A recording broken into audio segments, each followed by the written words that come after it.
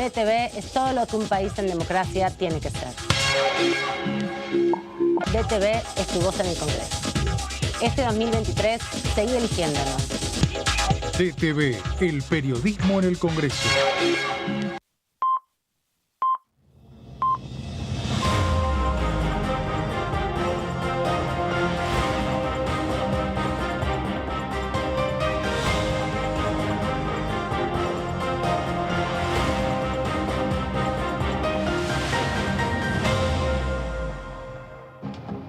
Hola, ¿qué tal? ¿Cómo andan? Bienvenidos, bienvenidas, buenas tardes a todos y a todas. Aquí estamos en la tercera edición de DTV en este miércoles, medio viernes, con algunas actividades en la Cámara de Diputados, algunas actividades parlamentarias, otras actividades más recreativas que se desarrollan aquí en la Cámara para visibilizar algunas acciones, por ejemplo, ¿no?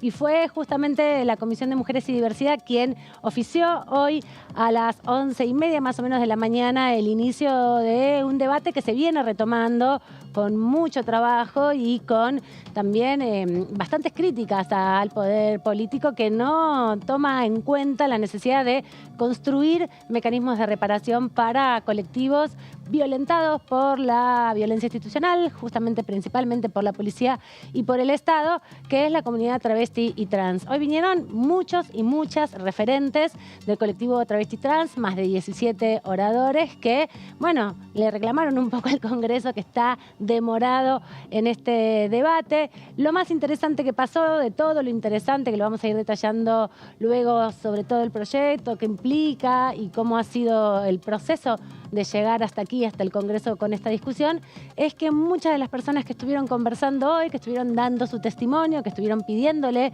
a los diputados y diputadas que aprueben esta reparación histórica para las sobrevivientes del proceso justamente de violencia institucional que sufre la comunidad travesti trans, es que muchas de las personas que estaban hoy conversando, justamente hoy son funcionarias de distintos gobiernos provinciales principalmente. Además, varias de ellas también participan como funcionarias políticas, esto quiere decir con un cargo designado desde la política y que busca tomar decisiones para toda la sociedad, pero específicamente para el colectivo travesti trans de los ministerios nacionales, tanto de la Cancillería como también del Ministerio de las Mujeres, Género y Diversidad. Un avance increíble que solo 2 años atrás, cuando se estaba discutiendo el cupo laboral travesti trans, no se daba en igual medida. Así que un gran avance para el colectivo travesti trans, sobre todo la institucionalización de referentas en puestos de toma de decisiones, pero una gran deuda de esta democracia aún hoy, que en 40 años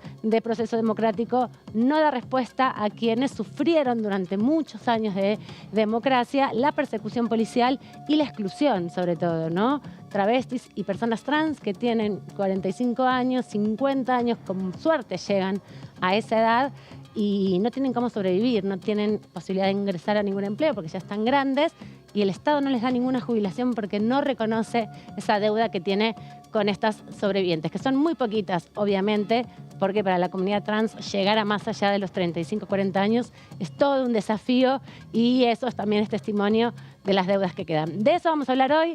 Vamos a hablar también, obviamente, del acto de mañana, 25 de mayo. Va a haber un gran acto en Plaza de Mayo, como venimos comentando, con Cristina Fernández de Kirchner, la vicepresidenta de la Nación, como única oradora. Y hay muchos diputados del oficialismo que ya están viniendo desde sus distintas localidades para estar presentes. Más de 300 invitados, invitadas va a haber. Ayer conversamos con Hugo Yasky, uno de los impulsores de este proyecto, de convocatoria a recordar los 20 años de la asunción de Néstor Kirchner y obviamente también el recuerdo a el gobierno patrio, ¿no? 113 años ya de gobierno patrio, 213 años ya de gobierno patrio, que siempre es importante celebrar y más en esta coincidencia espacio-temporal de los 40 años de la democracia. Así que voy a conversar con mis amigas y compañeras a quienes voy a saludar en este ratito. ¿Cómo anda Jessica Calcaño? ¿Todo bien? Bien, muy bien, Amanda. Acá también, bueno, semana corta, pero con algunos debates interesantes que se dieron esta semana, como estabas comentando, y la semana que viene seguramente vayamos a ver más actividad en comisiones. Sí, se estaba aprendiendo el trabajo porque, bueno, con semana corta es difícil que los diputados puedan estar. No hay elecciones este fin de semana, pero sí en junio va a haber varios procesos electorales. ¿Cómo anda, Mili Jofreto? ¿Bien? Hola, Amanda, ¿todo bien? Bueno, sí, veremos en los próximos días, ya hay una agenda de comisiones a tener en cuenta. Se hablaba, también se especulaba con una posible sesión, esa sesión que se quería hacer el 17, pero bueno, tenemos la opción de que sea en la última semana de mayo o que ya sea un doblete cuando venga el jefe de gabinete Agustín Rossi. Me parece más posible esa, en la ¿no? segunda Porque semana de junio. hay comisiones previstas para el 30, había una para el 31 que se corrió, Sí. hay esos movimientos que hacen sospechar un poco, pero también ahí a los pocos días hay elecciones en varias provincias y eso mueve un poco el espectro de la posibilidad de encajar un día, ¿no? Sí, hace difícil el tema de los pasajes. Muchos diputados y diputadas que por las elecciones, la campaña electoral en sus provincias, no están tanto como antes, es más difícil convocarlos a todos.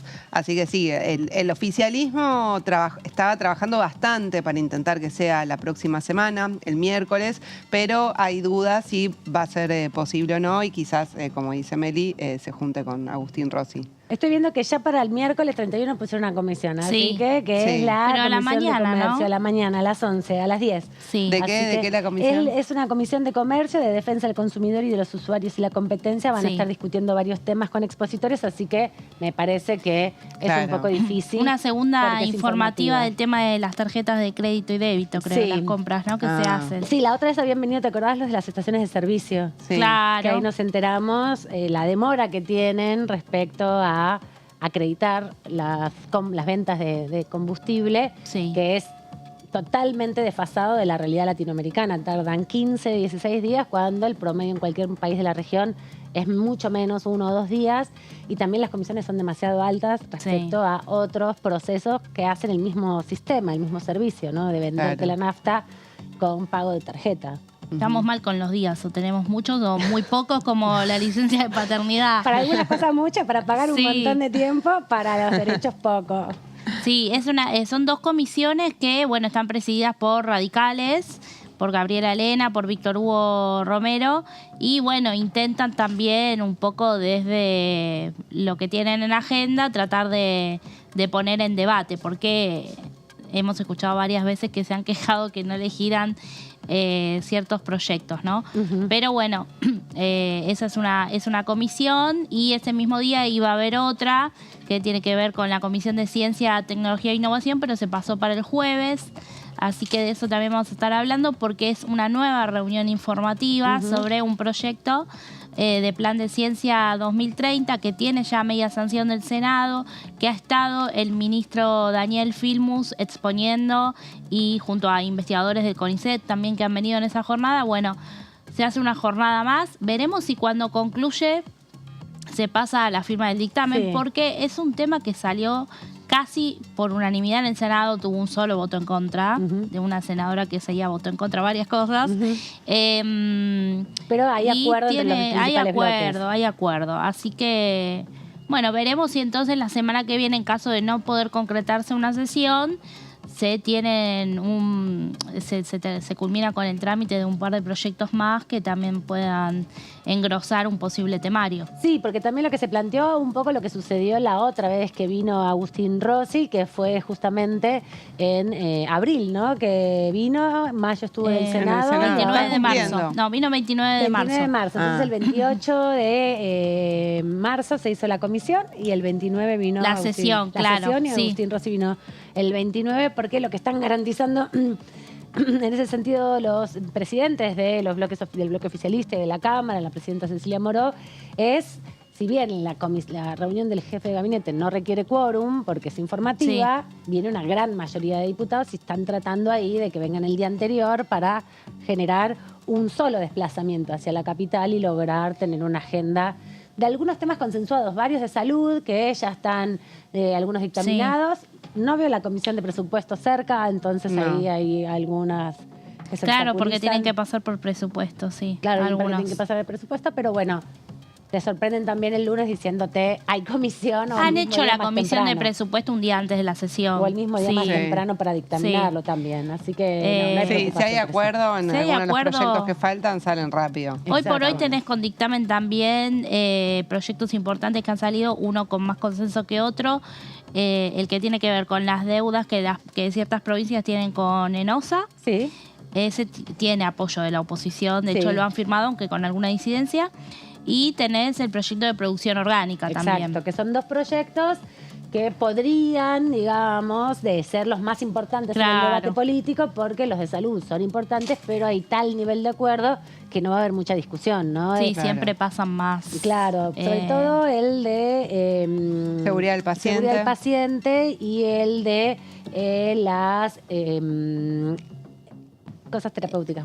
Sí, el acompañantes regular el ejercicio de los acompañantes terapéuticos. Me acabo de acordar. Y justamente plantea en relación a eso que falta algunos de esos proyectos pasar por presupuesto para que se cumplimenten los Creo procesos. que de los de salud uno solo pasa por presupuesto. El de seguridad del paciente, entiendo, porque ahí están las... están las erogaciones. Las erogaciones, exactamente. Así que ese es un trámite un poco rápido, pero bueno, no sé, se suponía que el diputado Heller se estaba abocando al proyecto de exteriorización de capitales, que no está formalmente girado todavía ninguna de las comisiones, así que está un poco lenteja la posibilidad de avanzar con eso. Sí, vamos a ver, igual ya desde también Juntos por el Cambio sobre el tema de blanqueo de capitales han manifestado que no estarían muy de acuerdo con avanzar con ese tipo de legislación, aunque recordábamos la otra vez, el día que se anunció el ingreso de este proyecto por parte del Poder Ejecutivo,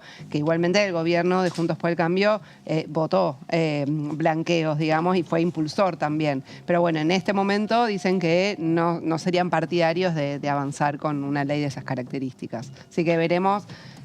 Sería interesante ver el debate, cómo se da en las comisiones cuando ahí el finalmente oficialismo se está convoque. complicado porque tiene poco de dónde agarrarse. Ya también el Topo Rodríguez medio se quejó la otra vez sobre el blanqueo de capitales, pero bueno, es una herramienta que todos los gobiernos tienen para tratar de captar un poco del volumen de los más de 400.000 millones de dólares que hay fuera del país, que algunos están declarados, otros no están declarados, y lo que buscan también es que se repatrie parte de todo eso para que siga después pagando impuestos, que no sea solo el proceso de advertir qué dinero se tiene y entonces recibir un beneficio pagando mucho menos los impuestos, sino también que los traigan, así después todo eso tributa de ahí en adelante. Pero bueno, está un poco verde todavía el asunto respecto a eso. Decíamos que hoy hubo una comisión, Mujeres y Diversidad, hablaron de la reparación histórica para el colectivo travesti y trans, para las sobrevivientes de la violencia institucional. Les decíamos que ha sido un día histórico, como bien lo dijo Claudia Vázquez Aro, referente de Otrans Argentina.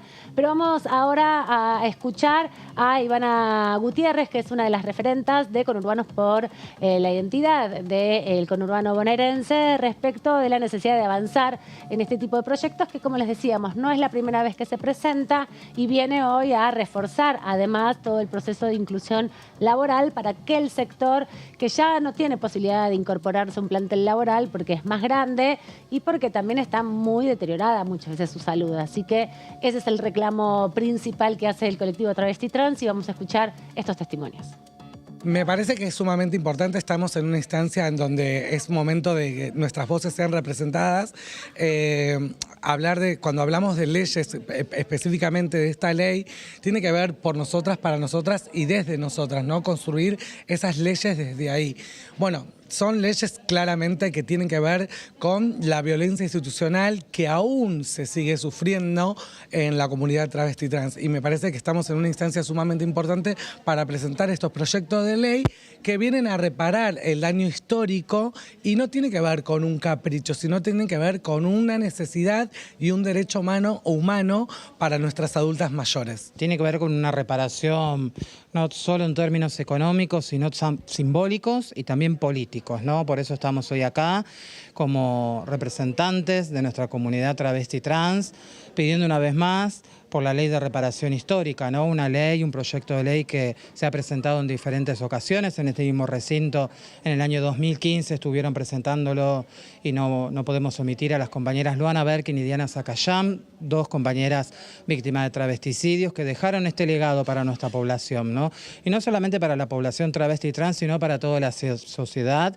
y para quienes tienen la responsabilidad política de llevar adelante nuestras demandas, ¿no? Porque nosotras las travestis somos parte también de esta sociedad y venimos hace muchas décadas pidiendo ser parte de la agenda, no solamente emocional, sino política en la que vivimos en esta sociedad que nos sigue excluyendo, que nos sigue discriminando, donde seguimos con una expectativa de vida muy baja. Necesitamos realmente que el Estado reconozca la violencia institucional que aplicó a través de códigos contravencionales, de dictos policiales, la criminalización y la violencia que aún hoy se ejerce, ¿no? Porque estamos obviamente en la Ciudad Autónoma de Buenos Aires en este momento, pero hay muchas provincias donde se sigue atravesando violencia institucional, donde las compañeras no pueden circular libremente en la vía pública, donde salir a la calle implica que puedan terminar detenidas, donde muchos años el único delito que se nos imputaba era ser travestis. Entonces, por eso estamos hoy acá. Escuchábamos al final la voz de Florencia Guimarães, una referente de la Ferrera Matancera, que además conduce la Casa Luana y Diana, y hoy dijo algo muy hermoso al inicio, el momento que le tocó intervenir, porque recordaba ayer en el 2014 la primera vez, un 15 de noviembre, que se presentó este proyecto y que estaban vivas Diana Zacayán y Luana Berkins, impulsoras de estas iniciativas. Ni se había pensado todavía en el cupo laboral travesti trans, faltaría un año entero para que eso se apruebe en la provincia de Buenos Aires primero y como 7 años para que se apruebe a nivel nacional. Lo importante es el paso histórico que se ha dado desde aquel momento que se iniciaba todo este proceso de búsqueda de reparación a hoy, con muchas funcionarias que son de la comunidad travesti trans y algunos funcionarios, ahí todavía quedan muchas deudas con los varones trans que no son tan reconocidos en esa instancia tampoco por nuestro propio colectivo. Así que muy importante. Y Jessy, vos nos vas a contar un poco el proyecto, ¿de qué va? Sí, vamos a ver un poco el proyecto. Hay 4 en total presentados, pero nos vamos a focalizar sobre todo en el contenido de 2 de ellos. Y quería empezar igual recordando que en el día de hoy también toda la comunidad travesti trans se movilizó justamente para hacer este reclamo de la ley de reparación histórica ya desde la Plaza de Mayo al Congreso. Muchos de los que llegamos por estas horas vimos que estaba la actividad, la habían anunciado también en la comisión informativa en el día de hoy. Tenemos los proyectos que vamos a ver, es uno que fue presentado en 2016 por Gabriela Esteves, del Frente de Todos, que se trabajó en conjunto con la Asociación Civil Devenir Diverse. Esto es importante porque remarcaron mucho en la comisión del día de hoy que las diputadas, en un sentido, fueron un vehículo, pero que el trabajo, toda la elaboración del proyecto y de este reclamo se hizo en conjunto con el colectivo travesti trans. Claro, porque lo venían reclamando, como les contaba, desde el 2014. La primera en presentar el proyecto fue Diana Conti, que fue producto también de lo trabajado en aquellas instancias del matrimonio igualitario primero y después del Frente de Identidad de Género, ¿no? Que ya venían trabajando con Conti, entonces tenían como una agenda de temas posibles. El reconocimiento de la identidad primero y después venían todos estos reconocimientos que son deudas históricas de la democracia y estamos en el 2023 y este todavía no hoy llegó. En base hoy una de las oradoras hablaba del tema de que después de la ley de identidad de género, cuántas que del total que se habían inscrito, 1/3 solamente tiene una fuente laboral, digamos, digna. Sí, o trabajo formal, con derechos. Exactamente, sí, todavía hay mucho por recorrer. Decíamos que también este proyecto que se presentó en 2016 por la diputada Esteves se actualizó y fue presentado también en el 2021 y este año también por Mónica Macha, que es la presidenta de la Comisión de Mujeres y Diversidad, donde se hizo esta sesión informativa. Y hay otros proyectos que mencionaron en el día de hoy de Mara Brauer y Lucas Godoy, también del Frente de Todos. Bien, Lucas Godoy porque es de Salta y hay mucha comunidad travesti en Salta, así que me parece una buena relación esa. Sí, esos son los 4 proyectos que abordan este reclamo. Vamos a la siguiente placa para ver un poco el reclamo, algunas cosas que se dijeron hoy en la reunión. Hubo 17 invitadas de organizaciones travesti y trans. Bueno, hay un montón que participaron, algunas que me anoté: Asociación Civil Futuro Trans o Trans Argentina, Asociación Civil La Rosa Naranja, Conurbanes por la Diversidad, bueno, muchísimos colectivos que participaron. La y Liga LGBT, que son todas las ligas de las provincias, también, las orgas de las provincias, claro. sin Buenos Aires, como para sacar un poco el centralismo Sí, porteño. hubo algunos conectados Sí. también que participaron en la comisión, sí, por internet. Y después también hubo funcionarios del Ministerio de Mujeres, Géneros y Diversidad y de Relaciones Exteriores y Culto y también del INADI. Acá para destacar también muchas mujeres, travesti y trans también fueron las que hoy hablaron como funcionarias, ¿no? Sí, eso fue un cambio paradigmático que es muy impactante porque nos conocemos hace mucho, son medio las que sobreviven a todo el proceso, algunas de ellas estaban en ese mismo lugar, en esa misma silla, en el 2014, en el 2010, en el 2012, cuando se discutió la ley de identidad de género, pero ninguna tenía acceso a ningún lugar de toma de decisiones. Y hoy había como 7 funcionarias, ¿no? De distintas provincias en rangos de secretarias y subsecretarias, y ni que hablar este rol específico de relatora especial que tiene Alba Rueda, que se creó específicamente para que Argentina promueva en el mundo la inclusión y los derechos de las personas de la diversidad sexual. Es algo que solo existe en Inglaterra como referencia y acá en Argentina para promover los derechos y el acceso a tomas de decisiones, ¿no? Sí, eso fue destacado y remarcaron que falta que en el Congreso. Una diputada. Claro, no hay todavía en el Congreso y eso apareció también como recordatorio en las muchos exposiciones. Trabajadores, pero no hay nadie de alto rango poder de decisión. Había habido en 2021 en las PASO, ¿no? Una candidata. De hecho, Diana Castro, que fue de las que habló, es subsecretaria, es secretaria de diversidad de la provincia de Buenos Aires. Ella era candidata. Claro. Y habló también. Sí, hoy estuvo presente también en la comisión.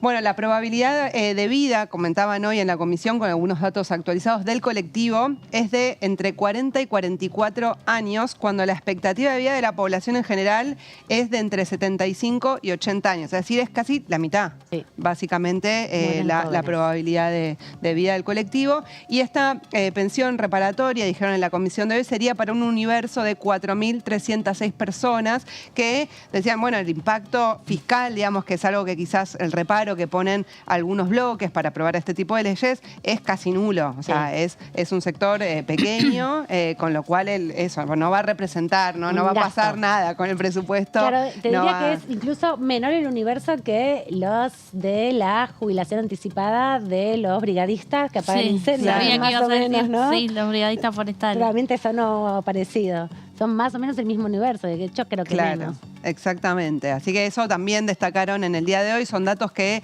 se pudieron obtener de un informe de RENAPER que hicieron con el INDEC, que mencionaron en el día de hoy, justamente porque a partir de la ley de identidad de género pudieron tener un registro y fue con esos datos que pudieron sacar este número aproximado para tener en cuenta para esta ley a qué universo alcanzaría. Vamos a la siguiente placa para meternos más de lleno en el proyecto.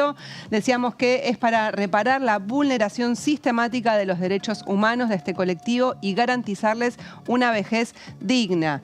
Se plantea como una pensión que sea mensual y que sea vitalicia y dice que no podría ser el monto mensual inferior a la PUAM, a la pensión universal para el adulto mayor, que recordemos que es el 80% de la jubilación mínima para quienes no tienen los 30 años de aporte, o sea, esa es la PUAM hoy.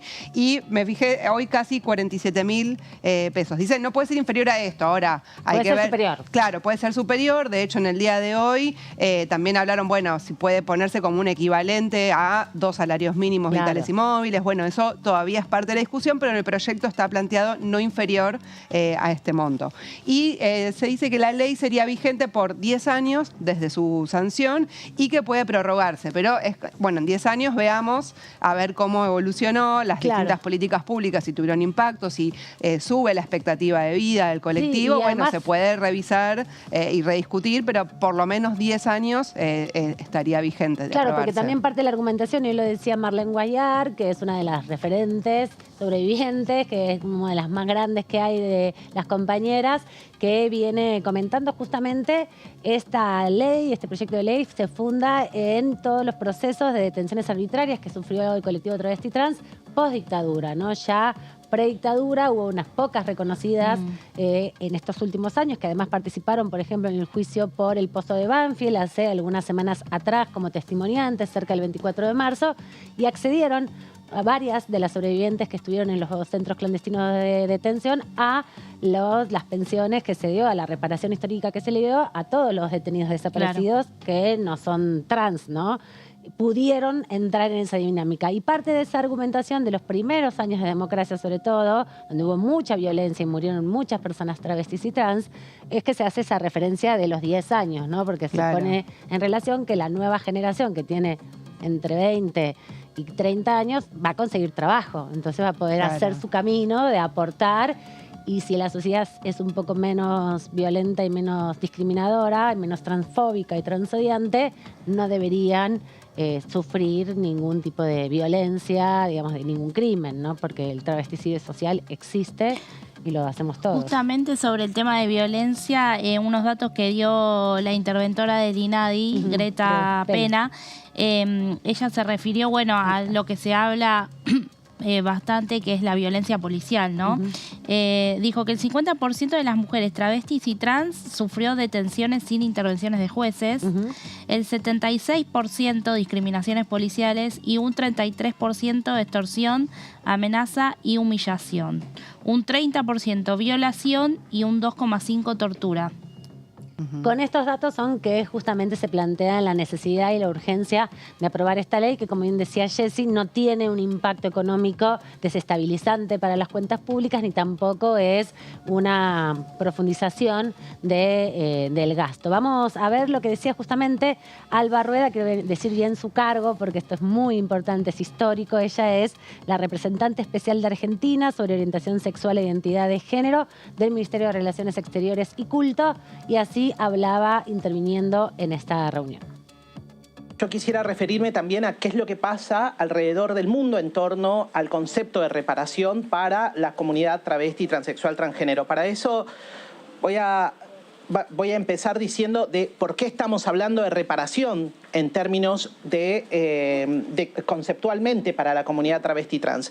Y hablamos de reparación porque hubo una vulneración de los derechos humanos. Y este es el punto de partida. El punto de partida tiene que ver un contexto social, histórico, estructural y estructurante de una desigualdad que es material, simbólica y también tiene que ver con, digamos, algo a lo que me voy a referir después, que tiene que ver con el mismo concepto de restitución de derechos.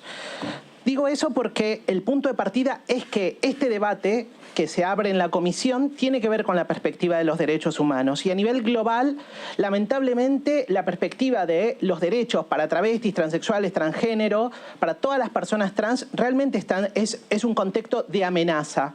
Hay mucha backlash, mucho tirar para atrás de nuestras agendas en un sentido político y social.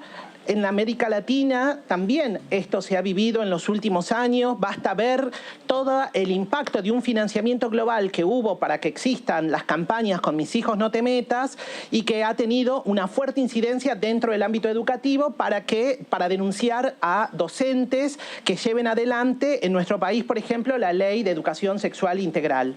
Esto está estudiado, digamos, hace muy poquito tiempo, digamos, se aprobó una ley antihomosexualidad en Uganda y está estudiado que la raíz de ese proyecto de ley es una movilización de una derecha que ya está también en el cuerpo social, ya hay personas militando en torno a esto, es decir, para que maten a las personas LGBTIQ+.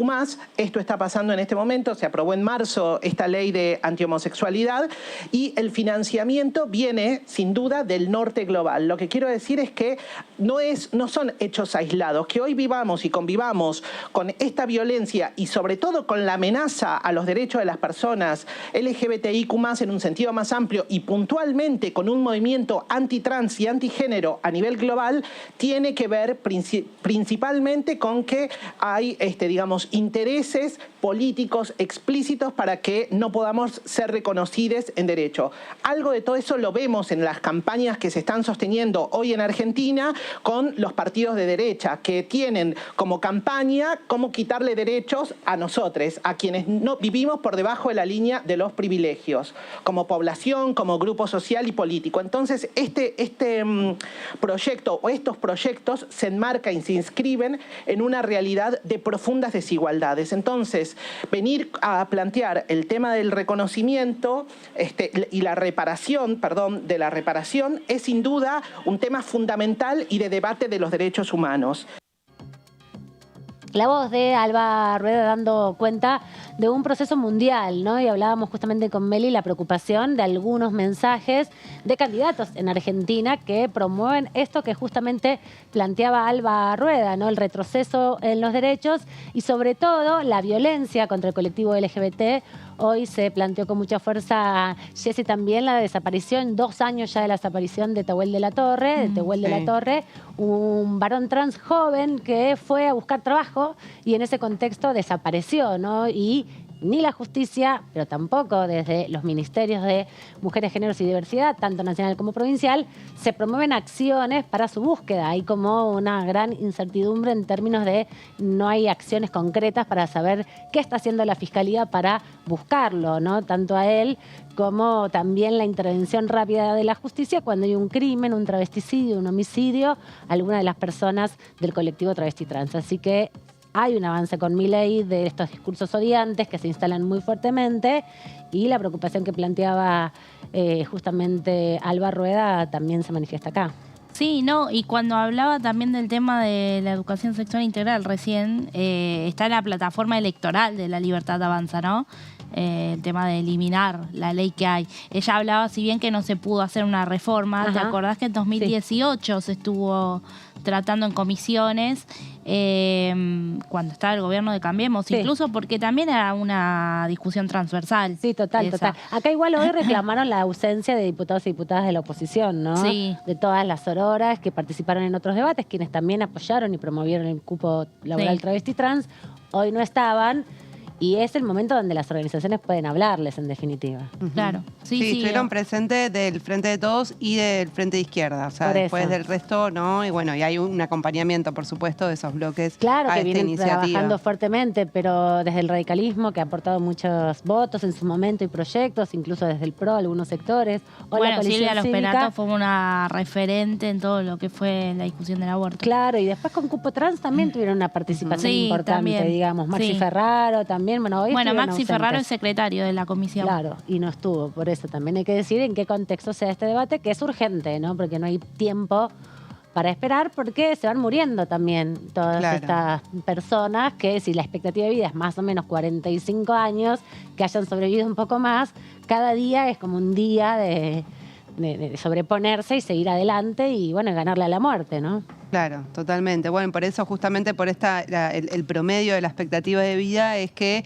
una de las cosas que plantea el proyecto es que esta pensión sea como requisito tener 40 años o más, ¿no? Decíamos que sería mensual, vitalicia, para a partir de los 40 años, que es distinto, por ejemplo, el caso de la PUAM es a partir de los 65 años, ¿no? Bueno, estamos hablando de un colectivo que podría acceder a esta pensión desde más temprana edad por su propia situación y la violencia que se ha ejercido durante tantos años. Se pone como requisito también que sean argentinos o extranjeros con residencia mínima de 2 años en el país. Como condición también no percibir jubilación, pensión, retiro o prestación de carácter contributivo o no contributivo, excepto beneficios para víctimas del terrorismo de Estado y excombatientes de Malvinas.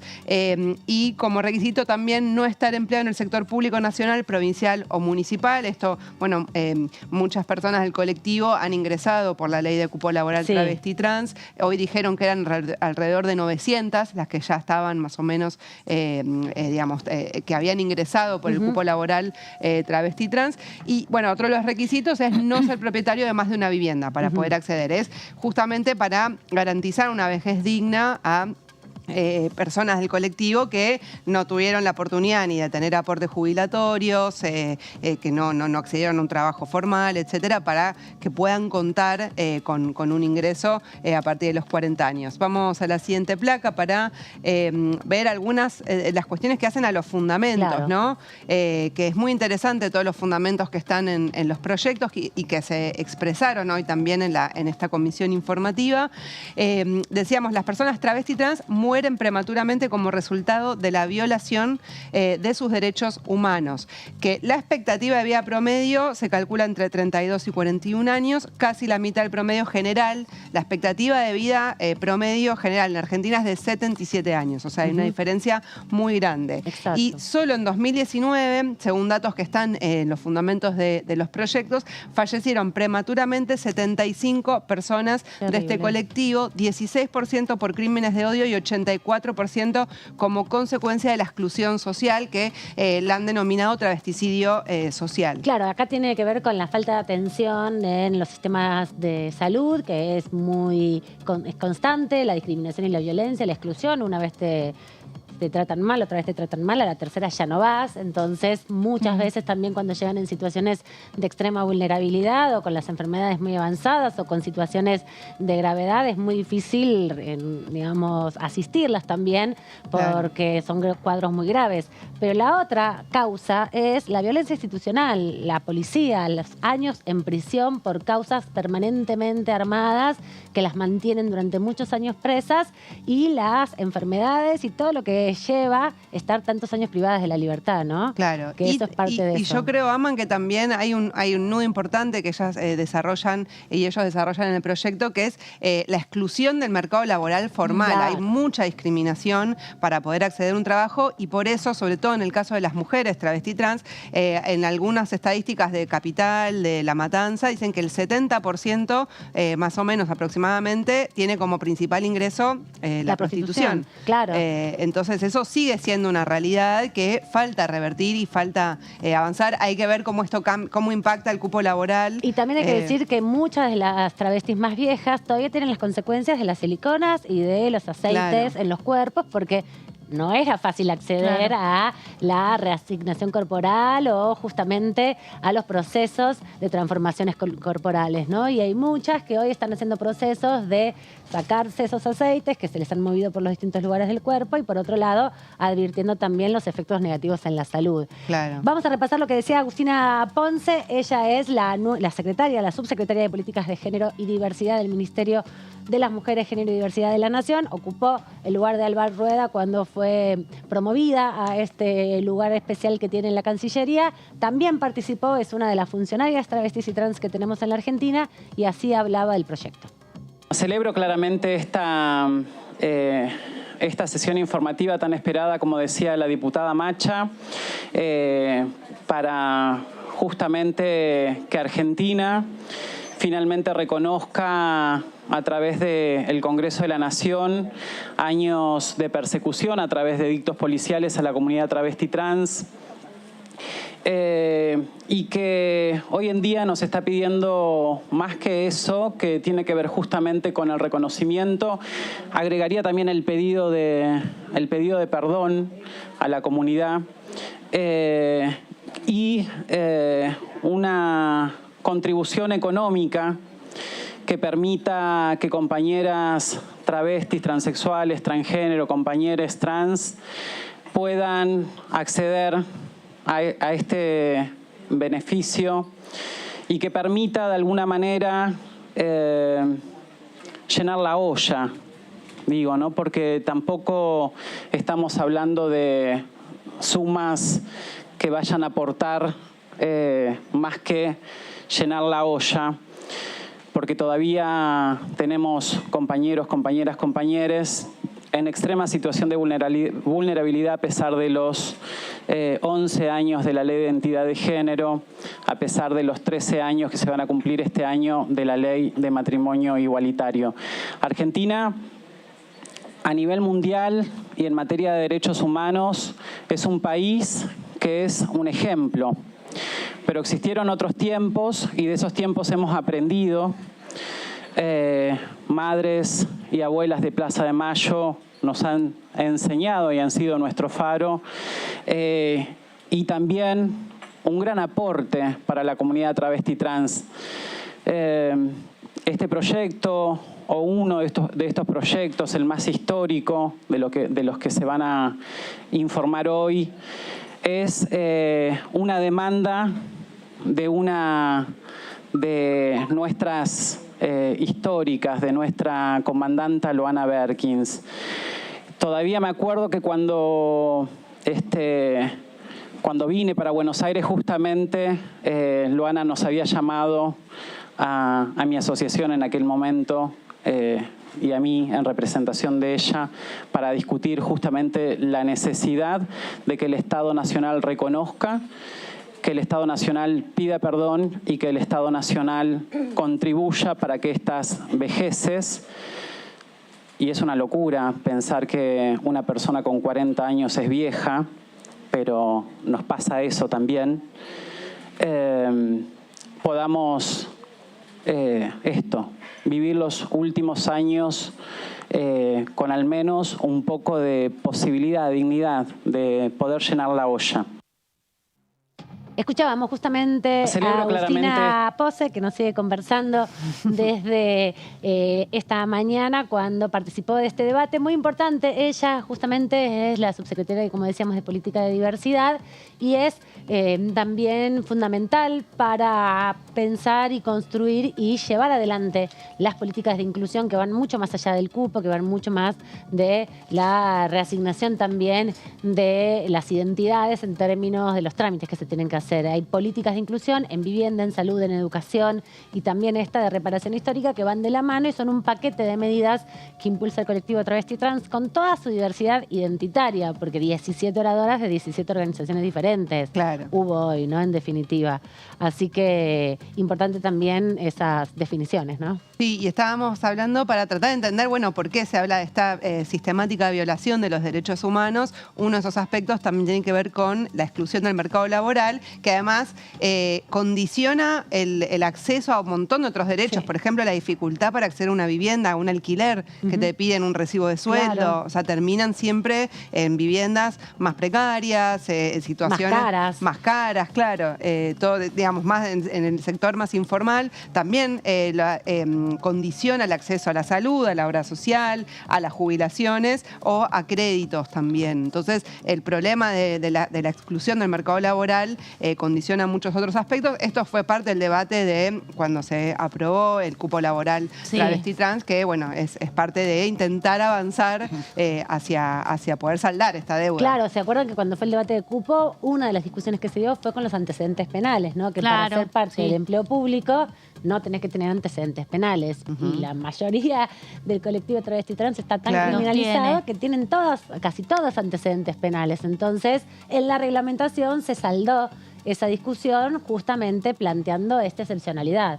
Hay una realidad del colectivo que condiciona cumplimentar con ese artículo de la ley del empleo público que no debe, digamos, como es una ley reparatoria, condicionar el acceso al empleo, ¿no? Totalmente. El 1% en el Estado era. Creo que había un artículo como que incentivaba que el privado también lo adopte, pero bueno, era obligatorio solo para el Estado Nacional. Y acordate también que cuando se discutió teletrabajo, había una promoción especial, digamos, impositiva para quienes incluían personas travestis y trans y también mujeres, porque se daba cuenta esta discriminación positiva que es frente al mercado laboral de algunos sectores muy masculinizado, quienes promovieran la inclusión laboral de la comunidad travesti y también de las mujeres y en puestos de dirección iban a tener otros beneficios. Eso quedó redactado en la ley como una manera también de promover la contratación. Claro, así es. Y vamos a ver en la siguiente placa, porque para ver otro de los aspectos, un poco lo mencionabas vos, Aman, el tema de la violencia institucional, que los códigos de falta de las provincias y la Ciudad Autónoma de Buenos Aires han criminalizado las identidades travesti y trans hasta hace apenas unos años, y es impactante cuando en el proyecto ponen cuándo se terminaron de erradicar algunos de estos códigos de faltas, ¿no? Que eran por los cuales muchas terminaban presas, por cómo se vestían. 14 14H se llamaba ese artículo. El 14H era el que te ponían durante la dictadura, pero también en la democracia, por vestir ropas de otro género, ¿no? Ese era el artículo y bueno, después mucho cuando se fueron derogando en los primeros años de la democracia, muchos quedaron todavía. No, pero ¿Hasta o qué sea, año? te digo, mira, Mendoza, por ejemplo, recién lo eliminó en el 2006. La provincia de Buenos Aires y Santiago del Estero recién en el 2008. Santa Fe y Santa Cruz recién en el 2010 y Formosa recién en el 2012. O sea, es muy reciente. Claro, pensemos que la ley de matrimonio es del 2010 y la de identidad de género del 2012. Claro. Así que recién ahí, y hay unos artículos antes también, porque también en esa etapa, en el 2010 hubo un debate sobre fertilidad asistida, hubo una resolución del Ministerio del Interior que reconocía las identidades de los niños nacidos a través de técnicas de reproducción asistida de familias homoparentales. Después hizo la ley y es un proceso que se fue dando en esos años.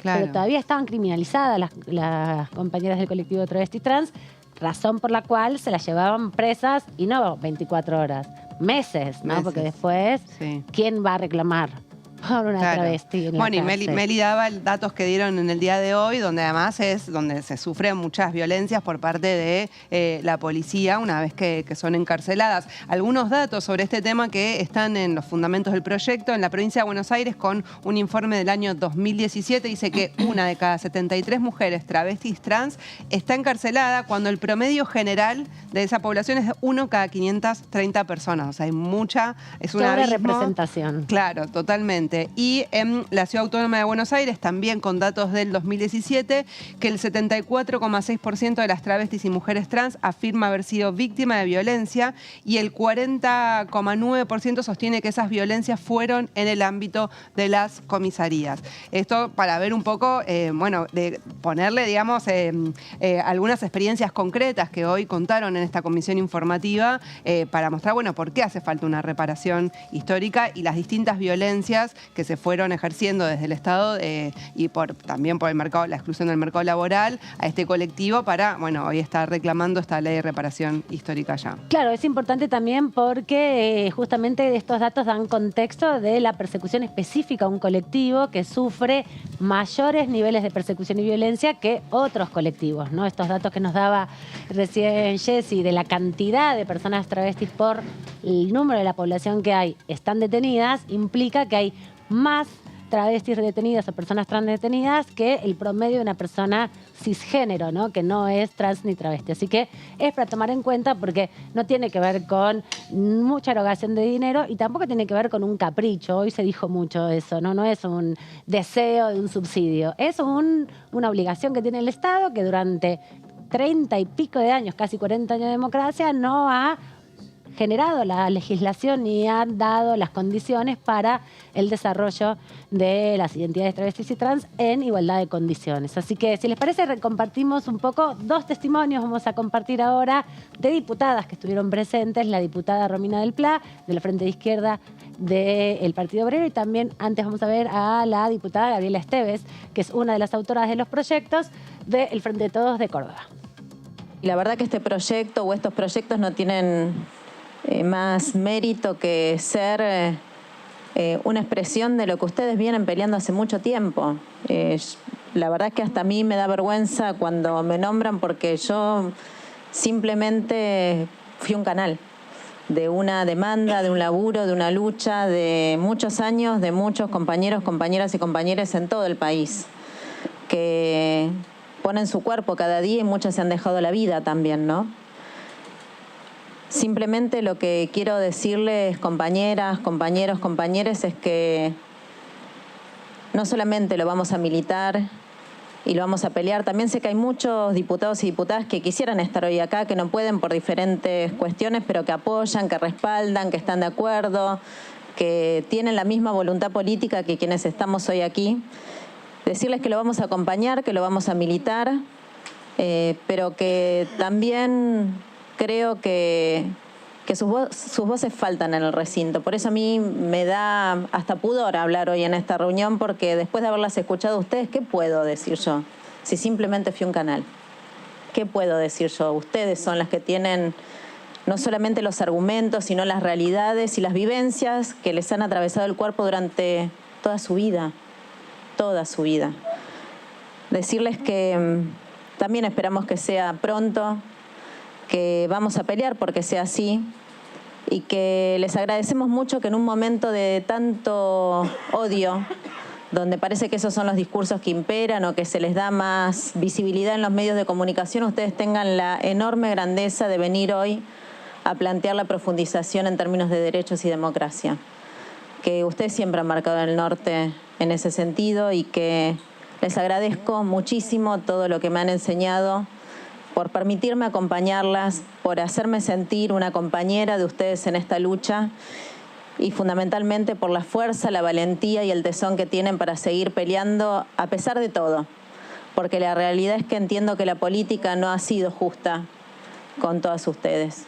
Y quizás este sea el momento de que empecemos a pensar en esa justicia necesaria, reparatoria, que tenga expresada su propia voz en los espacios de representación política.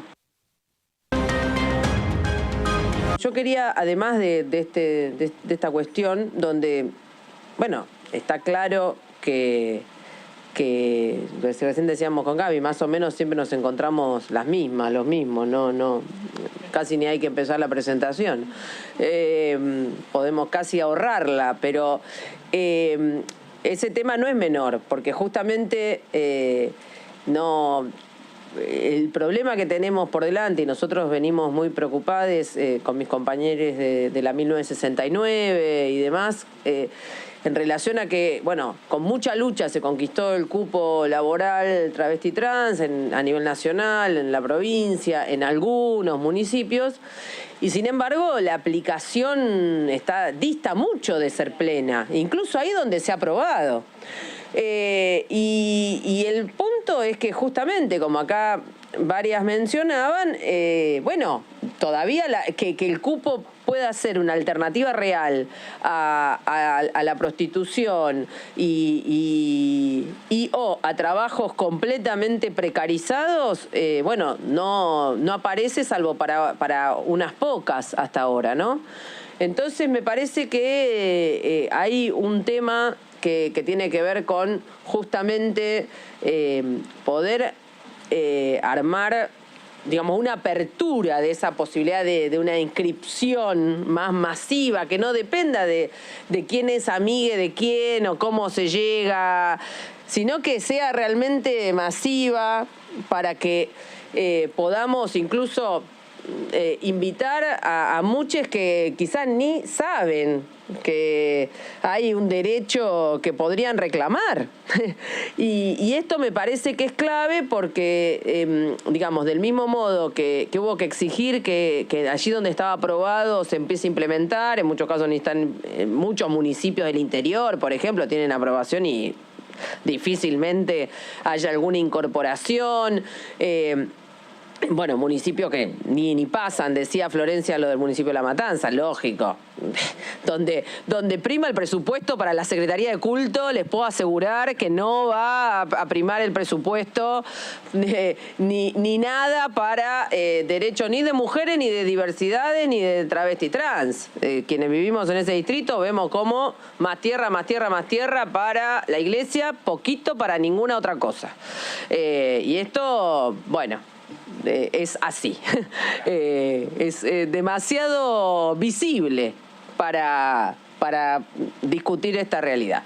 Entonces me parece que ahí también nosotros estamos comprometidos con esto, así que, pero me parece que es importante desenvolver también ese proceso para que todo lo conquistado se aplique de verdad masivamente. La voz de las diputadas que estaban presentes y que participaron junto a algunos otros diputados, principalmente decíamos del Frente de Todos y del Frente de Izquierda, quienes vienen impulsando este proyecto. Todavía no se sabe cuándo se va a dictaminar, hoy era como la informativa para contar un poco de la situación. Lo que se está esperando es una próxima reunión de asesores, afinar un poco el lápiz, hacer una síntesis. Hubo algunas críticas de referentes importantes sobre aspectos del proyecto y eso es lo que tienen que seguir avanzando en los próximos días, a ver cuándo se pueda dictaminar. Entiendo que también va a tener que pasar por presupuesto este proyecto, Sí, ¿no? tiene giro a presupuesto seguro y no recuerdo, creo que Información había... general y también legislación general. debe Puede tener. ser, sí. Había, creo que alguna, ahora no me acuerdo, ahora lo chequeamos, pero presupuesto seguro. Sí, seguro va a tener que pasar por ahí. Y si va a legislación general me parece que puede zafar bastante porque está Lucas Godet como presidente y tiene un proyecto propio, así que me parece que lo puede motorizar, que es parte de lo que pasa con este tipo de iniciativas. Quienes lo impulsan llevan a esta instancia donde se presentan los textos, donde los participantes y las participantes dan sus argumentos, pero después hay muchas negociaciones que hacer para que llegue finalmente al recinto, que es como otra etapa de la discusión.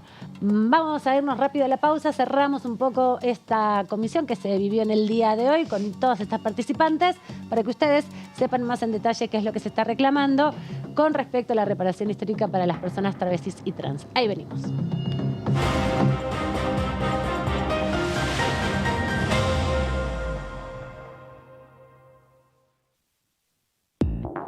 ¿Cómo les va? Muy buenos días, exactamente las 10 de la mañana.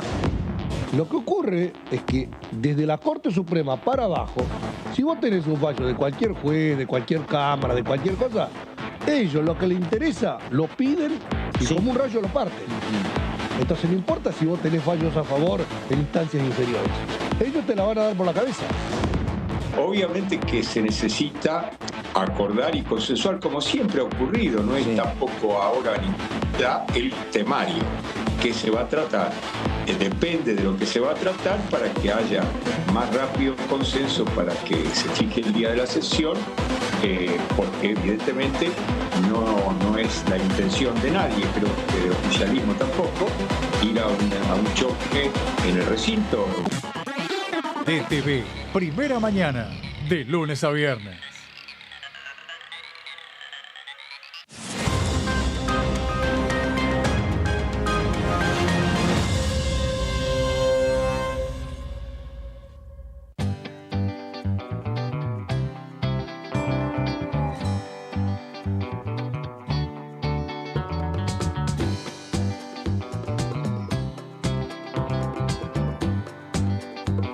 Para hacer visible y formalizar el trabajo en casas particulares, creamos el programa Registradas, generando empleo digno y de calidad. Inscribiendo a una trabajadora de casas particulares, formalizás un puesto de trabajo y asegurás que acceda a todos sus derechos. A través del programa Registradas, durante los primeros 6 meses, el Estado cubre el 50% del sueldo de las nuevas trabajadoras. Una herramienta para visibilizar, formalizar y reconocer el trabajo del personal de casas particulares. Argentina Presidencia.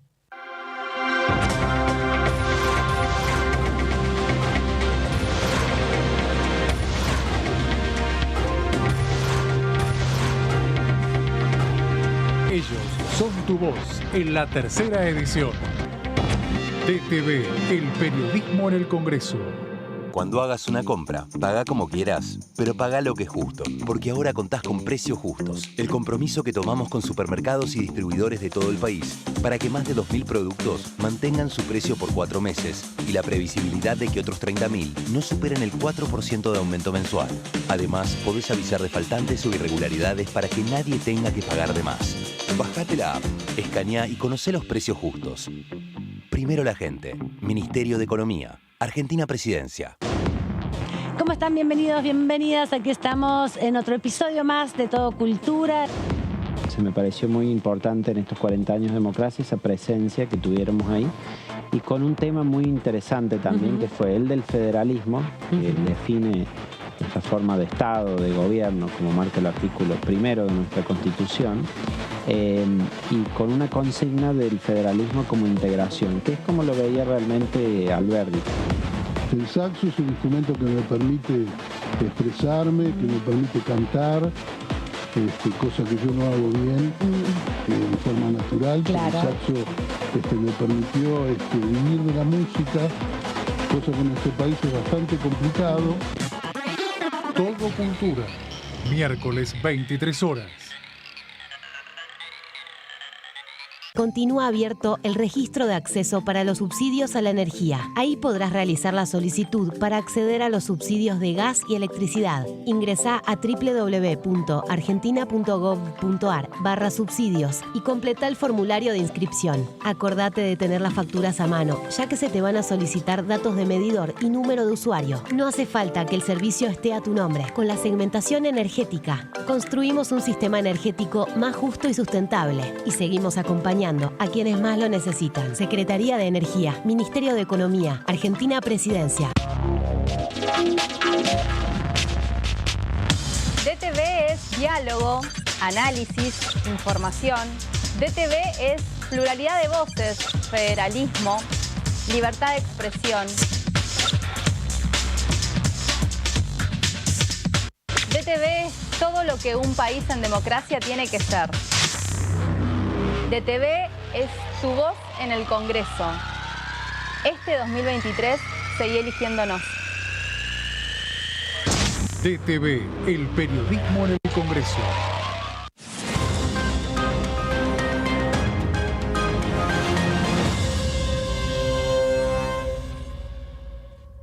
Exportamos bienes por más de 88.000 millones de dólares en 2022.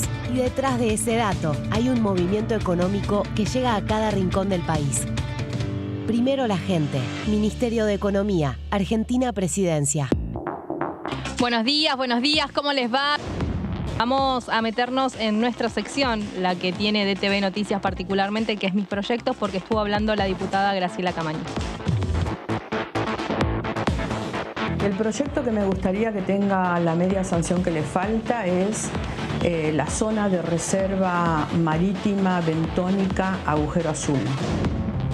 Y cerca de las 3 de la tarde, cuando Héctor Daniel Marchi estaba sentándose en la comisión para comenzar su testimonio, apareció la información desde distintos portales periodísticos de que la Corte Suprema de Justicia daba por suspendidas las elecciones en San Juan y Tucumán. DTV Noticias, de lunes a viernes.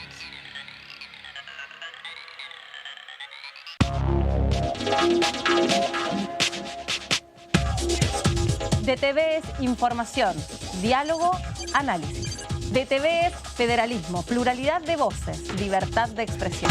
DTV es todo lo que un país en democracia tiene que ser. DTV es tu voz en el Congreso. Este 2023 seguí eligiéndonos. DTV, el periodismo en el Congreso.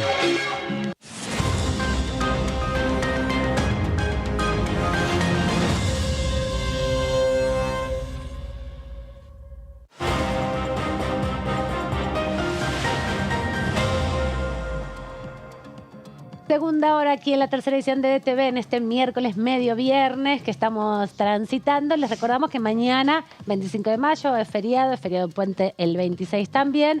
Obviamente en la Cámara de Diputados no va a haber actividad, pero la gran mayoría de los diputados del oficialismo van a estar por aquí porque a las 16 horas está previsto que la vicepresidenta de la Nación hable en Plaza de Mayo en el marco de la celebración de los 20 años de la asunción de Néstor Kirchner. Va a ser la única oradora, pero muchos de los diputados que están aquí en este cuerpo van a ser parte del escenario donde va a estar la vicepresidenta de la Nación, alrededor de 300 invitados especiales, y allí seguramente veremos a algunos de los legisladores que están llevando adelante debates importantes como el juicio político, ya que la vicepresidenta ha hecho referencia en estas últimas apariciones públicas a la importancia de este proceso que se da aquí en la Cámara de Diputados, que en un rato vamos a estar repasando porque ya tenemos los nombres de quienes van a venir el 30, que va a ser la próxima comisión que va a haber, ¿no? Sí, el martes próximo vuelve al horario habitual de las 13 horas. Después veremos, pero ahí se van agregando comisiones en la agenda, estábamos viendo recién. Sí, no es la única que va a estar sucediendo. En la semana próxima les vamos a repasar un poco la información para que se armen la agenda. Hay temas interesantes que se van a estar tratando, seguramente dictaminando algunos de ellos porque vienen en un trabajo profundo entre asesores y asesoras. La primera comisión que se va a estar conformando esta semana próxima, que se estará convocando, es la Comisión de Mujeres y Diversidad, que hoy estuvo reunida junto con la de Comunicaciones e Informática, porque ahí ya se iban a terminar un debate que empezó en asesores sobre violencia digital, que intentarán dictaminar seguramente, Sí, ¿no? así es. Ya, bueno, trabajaron entre los asesores un dictamen, lo estaban haciendo circular entre los diputados de las distintas comisiones y ya convocaron, sobre todo es hacer algunas modificaciones a la legislación. Ahí hay que ver cuál es el posicionamiento, ¿no?, que adopta Juntos por el Cambio, que es más reticente quizás a avanzar sobre estos temas, porque bueno, tiene que ver con, sobre todo hacia las mujeres, ¿no? Apunta el proyecto de la violencia digital en redes sociales, Twitter, mensajes de odio. Hay que ver, perdón Amanda, el proyecto sí habla de incorporar esta modalidad de violencia digital justamente como una modalidad. Exacto. O si avanza en algún tipo de penas, porque eso ya sí ahí es más complejo, me parece como la... Lo que entiendo que están mirada. haciendo ahora en esta etapa es el reconocimiento como un tipo o como una tipo de modalidad de violencia dentro de la 26485, que es la Ley Nacional contra la Violencia de Género. Sí. Algo parecido a lo que hicieron con la violencia política cuando Claro. en el 2017 se modificó, ¿se acuerdan? Que se incorporó. Cuando fue la ley en el 2012, y el 2008, perdón, la del 2012 es la de femicidio, la del 2008 es la ley de violencia de género, se establecieron algunos tipos y algunas modalidades donde entra la violencia económica, la psicológica, la obstétrica, en el ámbito de trabajo, en la salud, en los medios de comunicación, en la política, y como un tipo de violencia específica que sufren las mujeres y diversidad, que es la violencia digital, ¿no? Claro, sí, entiendo, como decís, que no tendría penas, por lo menos, o sea, en esta discusión que van a llevar adelante la semana que viene, no estaría eso en discusión, sino lo que decía Amanda. Y estamos en un contexto donde la violencia hacia las mujeres periodistas es importante, hay consecuencias graves, hay una mujer asesinada que es periodista en Corrientes, todavía no se sabe el contexto o la situación, está en investigación, qué fue o cómo fueron los hechos de su asesinato. Lo que sí se sabe es que estaba muerta, que fue asesinada y que venía denunciando... Un crimen violento. Sí. Claro, Sí. y que venía denunciando situaciones de violencia institucional en la policía y violencia médica en los hospitales de Corrientes. Entonces ahí es mucho lo que se tiene que decir respecto a poder caracterizar esta violencia digital. Así que por ahí tenemos dictamen, ojalá se pueda avanzar para pronto llegar al recinto. Y que se incorpore en la próxima sesión que haya, si es en la de junio. Perfecto. La semana que viene, Rosy. Y como les decíamos, después viene la comisión de juicio político, que tiene ya a sus convocados, a sus convocadas. También vamos a repasarlo. Está convocado para las 13 horas, como bien decía Jessy recién, retomando su horario habitual, pensando que las últimas apariciones tuvieron que ver con correrse los días porque había otras actividades, porque había sesión o porque incluso no podían los invitados. Hubo un feriado largo el 1 de mayo también, hay que acordarse, ¿no? Para esta convocatoria de las 13 horas del 30 de junio está citada la doctora Marta Herrera Alem, que es la exdirectora y vicepresidenta de la Obra Social del Personal del Poder Judicial de la Nación. También volverá María Guadalupe Burgos, que es funcionaria de la Obra Social. Recordemos, ella estuvo acá hace, nos vamos a fijar cuánto. En abril, creo, mitad de abril o por ahí. Me parece que estuvo en la segunda reunión de lo que es Obra Social. Claro, ahora me voy a fijar bien la fecha que tenemos acá, pero ella trabaja en la tesorería. Claro, y fue la que se la vinculaba con el juez Juan Carlos Marqueda desde el entorno familiar, pero ella negó tener algún tipo de vínculo tanto sanguíneo como político. Y bueno, fue una de las... Dicen que no es que la convocan por algo nuevo que surgió, sino porque quieren volver a consultar sobre algunos temas que ya había sido consultada.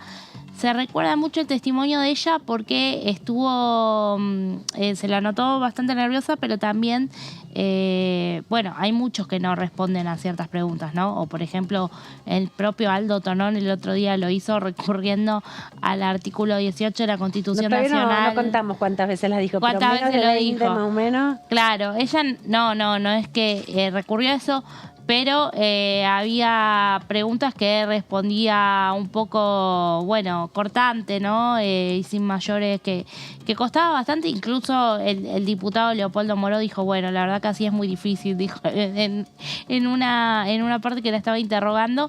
Pero bueno, a ella se la convoca otra vez. Calculamos que va a venir porque en la primera vez así lo hizo. Sí, efectivamente. Estaba buscando si la encontraba, todavía no encontré en qué fecha y estoy a mediados de abril. Bueno, después les voy a decir bien en específico. Vienen 3 personas más, el contador público Iván Nicolás Ritbo. Él estaba convocado la semana pasada. La anterior, claro. Pero por problemas de agenda no podía venir. Y también van a haber otros 2 funcionarios más, un funcionario más y una de las afiliadas.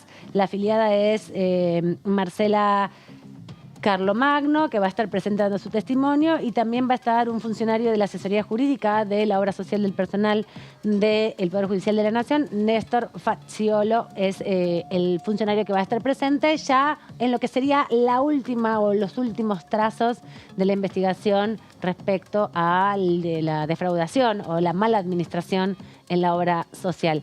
También tienen que decidir si incorporan o no las causales nuevas de juicio político por la intromisión en la suspensión de las elecciones de San Juan y de Tucumán. La semana pasada no se pudo hacer por falta de quórum eso. Sí, seguramente sí. La próxima, si están todos, que yo creo que sí. Bueno, la obra social aparte fue un tema muy importante en la Comisión de Juicio Político porque hace a, como los propios jueces modificaron cuestiones del estatuto, porque la obra social del Poder Judicial no se rige por las leyes que regulan todas las obras sociales, no hay controles de la superintendencia, por ejemplo.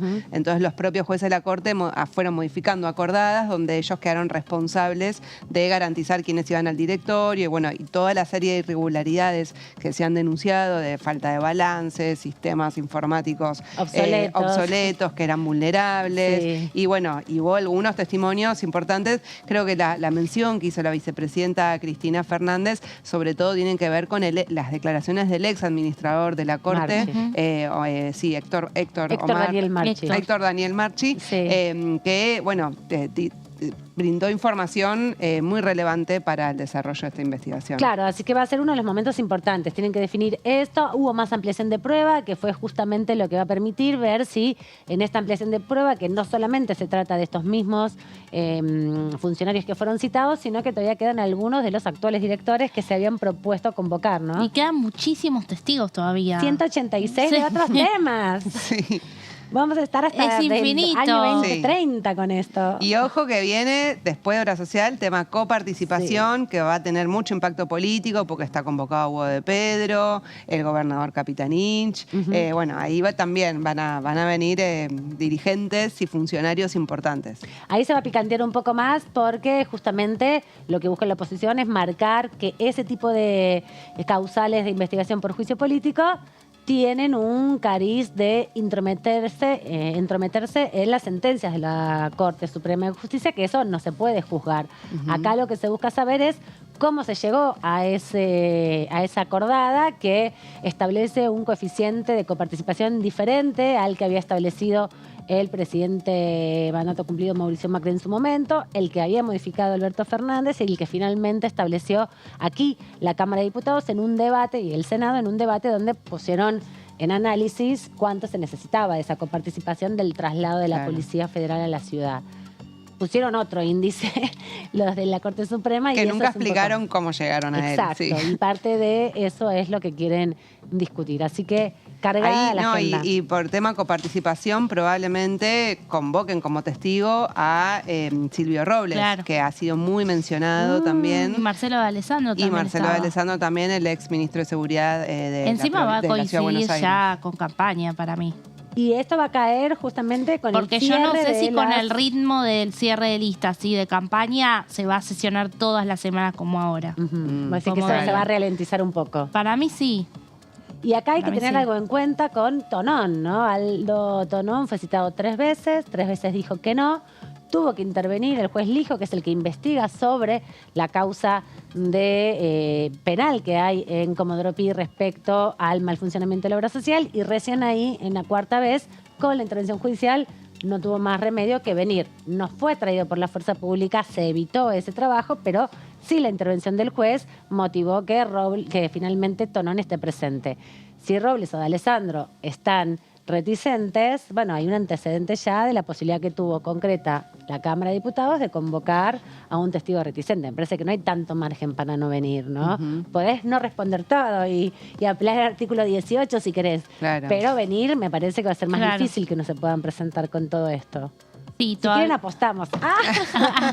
Porque las chicas sí pagaron. Estás contenta que cumplimos la claro. apuesta. Estuvimos Bien. viendo facturas, le contamos. Sí, a la audiencia, porque hace una semana las chicas no tenían fe de que viniera Tonón, querían que no iba a venir, y yo dije que iba a venir, y ahí apostamos, y hoy pagaron muy bien pagado su apuesta perdida, no como otros que se negaron a pagar sus apuestas. Bueno, nosotros facturamos. Sí. Se facturan y está muy bien. Otra de las actividades que va a haber la semana que viene es el miércoles 31. Les dijimos, se agregó una comisión. Se pensaba que ese día podía haber alguna sesión, pero es evidente que va a ser muy difícil. Así que se va a estar juntando dos comisiones. La de comercio y defensa de la competencia, los consumidores y los usuarios. Hablábamos también hace un ratito.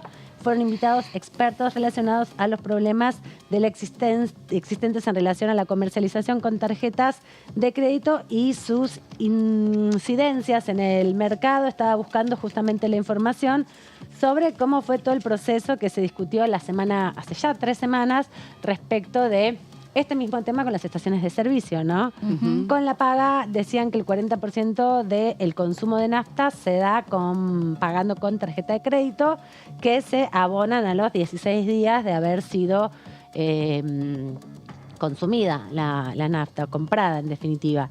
Y que el 20% restante paga por aplicaciones en débito o en efectivo, haciendo que sea muy complicado porque como es un precio regulado, el de la nafta, hay un acuerdo para que se pueda aumentar en determinados momentos del año y porcentajes específicos, no pueden trasladarle a los consumidores el impacto de las tasas de crediticias que te cobran las empresas de tarjetas de crédito, los bancos, para poder trabajar con la tarjeta de crédito. Hay que estar atentos, porque lo plantearon las cámaras empresarias que participaron, que son las afectadas sobre todo por toda esta demora que hay desde los bancos, pero sí lo plantearon a tono de reclamo, como que les gustaría poder claro, lo que trasladar al precio. Sí, o en todo caso que haya una resolución del Banco Central y achique los tiempos, Claro, ¿no? sí, Si achica claro. los Eso tiempos, también. qué sé yo, no tenés capacidad. Sí, es que hay que poner más en cuestión los bancos, me parece, ¿no? Exacto. Porque aparecen en muchos otros debates, pero después no se encuentra una resolución, ¿no? O sea, bueno, hemos visto hipotecados UBA, o sea, hay un montón de otras leyes que están en discusión o problemáticas, ¿no? Donde se apunta a los bancos, pero después no pasa mucho nada. UBA quedó en asesores con consultas al Banco Central. Claro. Y está ahí. Así es. Exactamente. Pero bueno, algo tendrá que ver que una de las leyes que todavía perviven de la dictadura es justamente la que regula las entidades financieras. Ya nos explicó en varias oportunidades el diputado Carlos Heller con más especificidad, pero también el diputado Valdés, que tiene un proyecto para hacer una comisión bicameral revisora de todas estas leyes todavía vigentes de la última dictadura cívico-militar y algunas de otras dictaduras anteriores, que la ley de entidades financieras es muy difícil de desmontar en estas estructuras que hay, pero vienen trabajando hace muchos años con la voluntad de poder hacer una ley de entidades financieras de la democracia, porque todo esto también tiene que ver con una estructura donde tienen mucho poder los bancos y establecen sus propias resoluciones, ¿no? Ahí hay que pensar también el rol del Banco Central para poder tener una vigilancia un poco más concreta sobre estas entidades financieras que son bancos internacionales, en definitiva. Sí, ¿no? porque yo me quedaba pensando cuando escuchaba todo el problema de los combustibles, o sea, de las estaciones de servicio, que bueno, ellos plantean esto, nosotros no podemos trasladar a precios porque es un sector que está regulado, aunque quisiéramos, pero claro, entonces en un montón de otros sectores, o sea, de todo lo que nosotros consumimos, hay un traslado a precio justamente por responsabilidad de los bancos en ese caso. O sea, Bueno, y te es das una cuenta parte, hoy no es cuando todo, te hacen ¿no? los descuentos en efectivo. Claro. Sí, totalmente, Eso pero está o sea, es pasando una cada vez parte, los bancos juegan un rol y no se habla de eso, de que los bancos también son quienes conforman o fomentan la inflación en el país con estas cuestiones. También cuando vinieron los referentes de las cámaras empresarias, que son alrededor de 5.000 las estaciones de servicio en el país, la gran mayoría son de YPF, 1.600 son de YPF, o sea que tienen una relación más directa, hay 900 casi que son de Shell, que son de una transnacional, y el resto de las otras, digamos, estaciones de servicio, bueno, son muchas pequeñas empresas, son mini pymes, familiares en su gran mayoría, que le compran el combustible a todas las grandes empresas petroleras. El problema está en que Argentina es un país muy grande, con distancias muy grandes y no hay tanta presencia de estaciones de servicio, entonces estas pequeñas empresas tienen un rol fundamental, en definitiva, en las ciudades y los pueblos más alejados, ¿no? Sí, porque te quedas sin nafta en medio de un pueblo y anda a conseguirla. Claro. Tenés que caminar kilómetros, andar kilómetros para conseguirte una IPF. No, incluso estar en las también rutas. hasta para el fomento del turismo, que mucha gente que viaja en coche, auto, sí. que bueno, a veces tenés distancias largas y si no tenés estaciones de servicio, o sea, tenés es un problema. Claro, también. claro, y lo que también es importante entender que no es que la estación de servicio es una sucursal de la mega empresa, es Claro. una empresa que le compra, digamos, Claro. el merchandising o la marca, en definitiva, Claro, la como una alquila. concesión. Una franquicia. Sí, una franquicia. Exacto, eso. como una franquicia, y eso también te sorprende mucho cuando vas a los pueblos de las provincias, que hay otro tipo de naftas, que no tienen otro nombre, en Claro. definitiva, no son ni YPF ni Shell, que son las conocidas por ahí en los centros urbanos, o en las rutas nacionales donde hay mucho más tránsito. Así que es importante que avancen con esa discusión. Me quedaba pensando en la incidencia que tiene y que en otras regiones de Latinoamérica decían que no es tanto. Acá te cobraban como 1,10%, que era el más alto de la Eso región, también, ¿no? claro. No solo los días, sino el porcentaje. Hay que ver qué sector viene igual, ¿no? Sí, sí, obvio. Para este plenario. Estamos hablando de las estaciones de servicio, pero calculo que, bueno, para esta nueva reunión se recibirán a otros. Recordate, Meli, que hace como el año pasado, creo que fue también en esta comisión, habían venido, incluso en las extraordinarias, habían venido verano. en el verano. Febrero. Sí, los comerciantes que también planteaban las dificultades que tenían para afrontar Sí, esto. 7 de febrero fue. Mira que... Me acuerdo ¡Qué porque memoria! una semana después, 14 de febrero, fue que vino Tombolini, el Día de los Enamorados, me acuerdo. Bien, ¿Viste? porque es verdad, también lo habían reclamado y Germán Martínez dijo, ¿quiere Tombolini? Traemos a Tombolini. Y fue muy eficaz también su respuesta. Hay más actividades aquí en la Cámara de Diputados la semana próxima. Ya pasamos al día jueves, un nuevo mes, 1 de junio. Va a haber 2 comisiones ese día, a las 2 de la tarde y a las 17:30. La primera es la Comisión de Intereses Marítimos, Fluviales, Pesqueros y Portuarios. Van a estar trabajando con expositores también en relación a el reciclado de los residuos del arte de la pesca. Vienen trabajando en 2 o 3 proyectos sobre pesca que no terminan de consensuarse. Había salido uno, sí. De trazabilidad sí, tuvo Perdió dictamen parlamentario. ese. Quedó sin tratarse en otra comisión, ¿no? No, perdió estado parlamentario, se volvió a presentar. Hablamos con Carlos Selva esta semana, que es el autor del proyecto, Sí. y nos dijo que lo iba a representar, pero que había obtenido dictamen, pero perdió estado parlamentario en diciembre. Así que había un acuerdo para avanzar. Supongo que en esta reunión de esta semana próxima van Otra a poder comisión dar... de la oposición, en manos de la oposición, ¿no? De Subic. De Subic, Mariana Subic. Mariana Subic. Coalición Cívica. Y ahí también querían trabajar otro proyecto sobre la pesca artesanal, que tampoco tiene una regulación en relación a cómo promover este tipo de pesca, que es diferente a la que se hace en alta mar. Y ahora están preocupados por los residuos, cómo mejorar la calidad de trabajo también respecto a todo esto.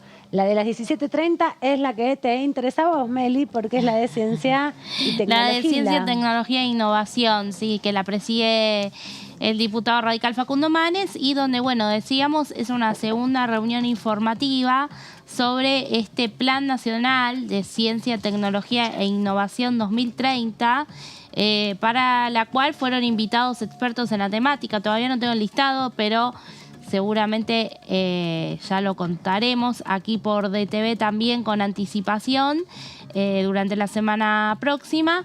Habían estado investigadores del CONICET la vez pasada, ya estoy hablando de 2 meses atrás. Sí, un montón. Porque Vino fue el Filmus. 21 de marzo. Vino Vino Daniel Filmus primero. Filmus y estuvieron los investigadores, en su mayoría de acuerdo. Creo que la que más fue dura con el proyecto fue Sandra Pita. Ella sí lo criticó bastante. Creo que lo tildó de anticapitalista, no recuerdo Hubo ahora funcionarios exactamente, del gobierno pero... de Jujuy también en ese momento, que son de Juntos por el Cambio y participaron. Y lo acompañaron en el proyecto. Bueno, en realidad estaban citados ese día gobernadores. Claro. Pero al final no vinieron y mandaron algunos representantes. porque este proyecto Filmus lo trabajó bastante con la Liga de los Gobernadores del Norte Grande, y además habla de lo que son agendas territoriales. Claro. Entonces, en este plan que plantea el proyecto hay, bueno, se contemplan distintas acciones de acuerdo, ¿no?, a la zona geográfica del país y a los desarrollos que se pueden dar. Hay que tenerlo en cuenta, en relación a lo vamos a ver más en profundidad, pero hay que tenerlo en cuenta porque esto también se suma a el otro proyecto que se había aprobado el año pasado, o el anteaño pasado, perdón, respecto al financiamiento de la ciencia y la tecnología. Es otro aspecto para llevar en un plan también de una década a un punto del Producto Bruto Interno para la financiación de la ciencia y tecnología, ¿no? Entonces lo que vienen haciendo es trabajar de manera progresiva en proyectos que vayan consolidándose.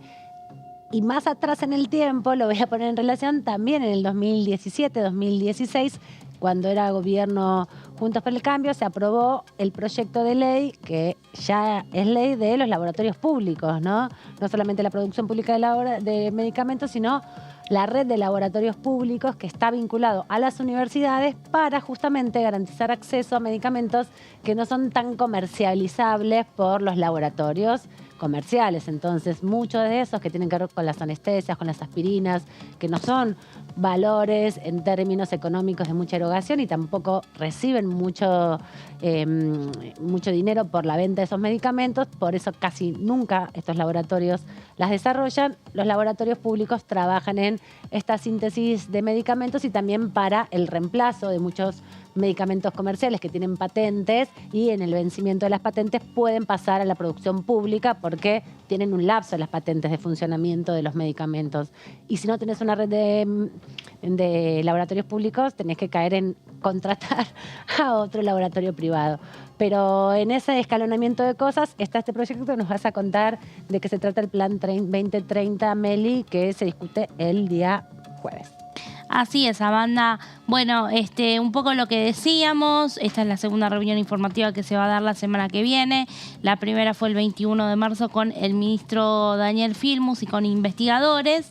Y este proyecto sí, lo que tiene ya es un paso más, porque es una media sanción. Se sancionó en el Senado el 27 de octubre del año pasado por 58 votos a favor y 1 en contra. Precisamente la autoridad de aplicación de esta ley va a ser el Ministerio de Ciencia, Tecnología e Innovación, que coordinará las acciones necesarias para el cumplimiento de dicho plan con las jurisdicciones y entidades involucradas. Esto es en articulación con, los ministerios o las áreas de ciencia que cada una de las provincias tengan, y con distintas entidades, como puede ser en este caso el CONICET, claro, el INVAP, por ejemplo. El INVAP, muy importante en Río Negro. Claro, el centro de investigación que también tienen tecnología en Misiones, por ejemplo, el MIT argentino, que hay en Misiones, pero son apuestas también en definitiva, sí. ¿no? Vamos a la siguiente. A ver si la tenemos. No es esta, me parece. No. Bueno, a ver, el plan de lo que habla es, el plan tiene objetivos y también plantea, el proyecto en sí es muy largo, sí, es muy extenso, pero justamente porque se trata de, todo un documento que ya fue consensuado con las distintas provincias. Y lo que plantea son como desafíos, ¿no? Y esos desafíos a partir de distintas agendas, que como te decía, hay una agenda federal y otras que van a ser agendas territoriales. Pero en lo que respecta a los objetivos, lo que se busca es, a través, obviamente, del desarrollo de la ciencia, erradicar la pobreza y reducir la desigualdad y vulnerabilidad socioambiental, impulsar la bioeconomía y la biotecnología para incrementar la producción sostenible y alcanzar la soberanía alimentaria. Sobre el tema de biotecnología, también Filmus daba datos en esa reunión hace 2 meses de cómo ha crecido, y recordemos que en este congreso se sancionó una nueva ley de biotecnología. Sí, también pensaba una en esto que actualización. decías de la erradicación de la pobreza, por ejemplo, en los proyectos que se desarrollan en la Universidad de La Plata para el superalimento, ¿no? Que es una investigación que vienen desarrollando ya hace muchos años para construir, para poder contribuir a que a través de distintas estrategias alimenticias generar mejores condiciones para sintetizar proteínas y minerales en alimentos que son procesados, ¿no?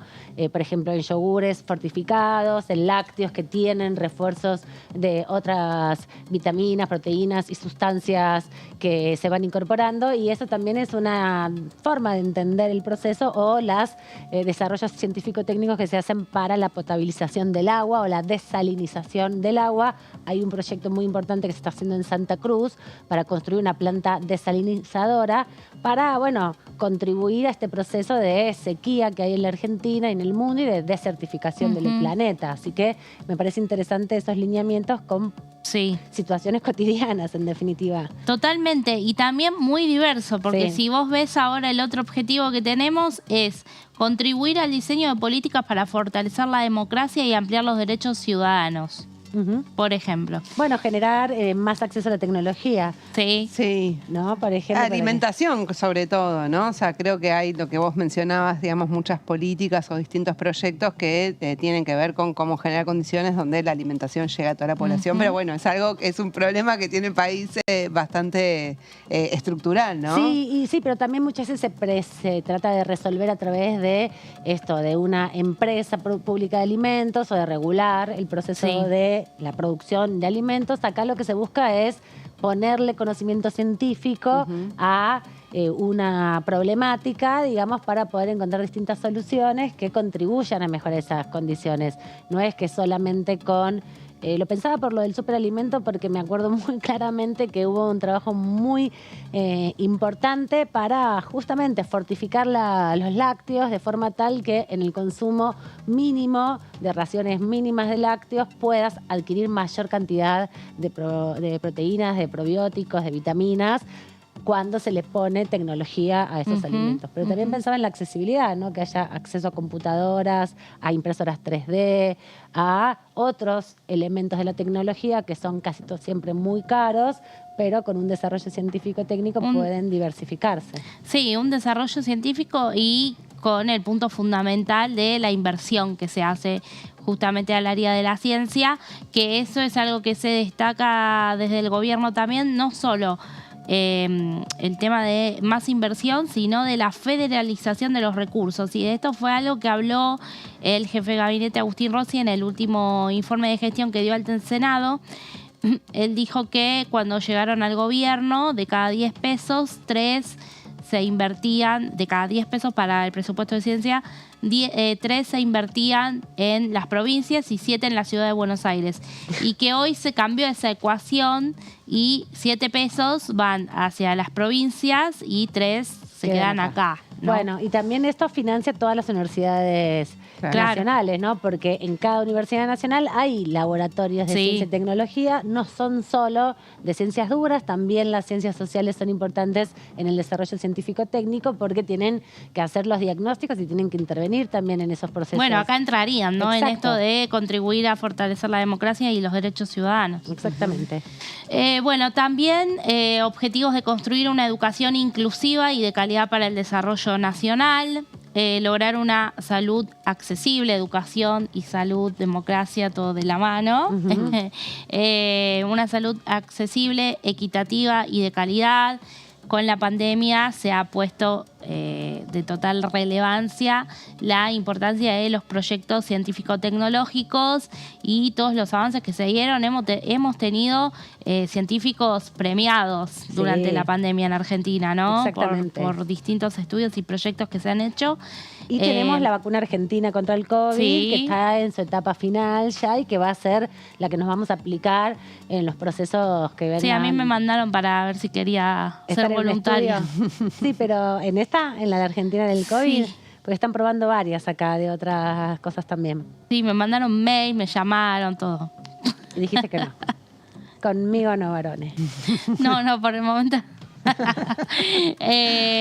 Bueno, también desarrollar los sectores espacial, aeronáutico, de las telecomunicaciones y de la industria para la defensa. Fundamental, ¿no? También el presupuesto que va destinado a, bueno, fortalecer todo lo que tiene que ver con la defensa argentina, con las fuerzas armadas, que muchas veces también denuncian los recortes presupuestarios que se les hacen, pero para, obviamente, en este caso, bueno, aplicar tecnología y modernizarlas, ¿no? Exactamente. Fortalecer la investigación marítima, la soberanía y el uso sostenible de los bienes del mar argentino. Esto lo podría ir un poco en relación a discusiones que se dan también. El agujero azul, ponele. Claro, que bueno. Todavía no se terminó de aprobar en el Senado. Sí, que está pendiente en el Senado, es Ojalá verdad. se apruebe pronto, sí. Bueno, ahora sí pasamos a la otra. Completan los desafíos, promover la industria informática y de las tecnologías de la información para la innovación productiva y la transformación digital, y potenciar la transición al desarrollo sostenible. Acá entra todo lo que es energías renovables, ¿no? Hidrógeno, ¿no? Que hidrógeno también verde. ingresó a un proyecto del... Lo plantearon, está ahí, el proyecto elaborado, por lo menos. El anteproyecto. Claro, sí. está elaborado por lo menos que cuando fueron las sesiones en febrero estaba anunciado, pero no... Titulado. Claro, ahora lo tenemos. Ahora conocemos el texto, pero todavía no ingresó formalmente a la Cámara. Claro. Bueno, y ahí está la última frase. Sí, fomentar y consolidar un sendero hacia la transición energética. Claro, bueno, esto es todo lo que se tiene que discutir entonces para ser aprobado. Ojalá que este año, porque tiene media sanción del año pasado, porque hubo intervención de todos los gobernadores del Norte Grande, como bien decía Meli, porque hubo una consulta a expertos y expertas del ámbito científico-técnico, y tiene nada más que cumplimentarse esta discusión en la Cámara de Diputados, en la Comisión de Ciencia y Técnica y también en la de Presupuesto. Y fue parte del reclamo que le hizo el oficialismo a Facundo Manes, que durante las extraordinarias estaba convocada esta discusión, nunca llamaba a la comisión. Y está un poco reticente de llamar a la comisión, llama como cuentagotas, Sí.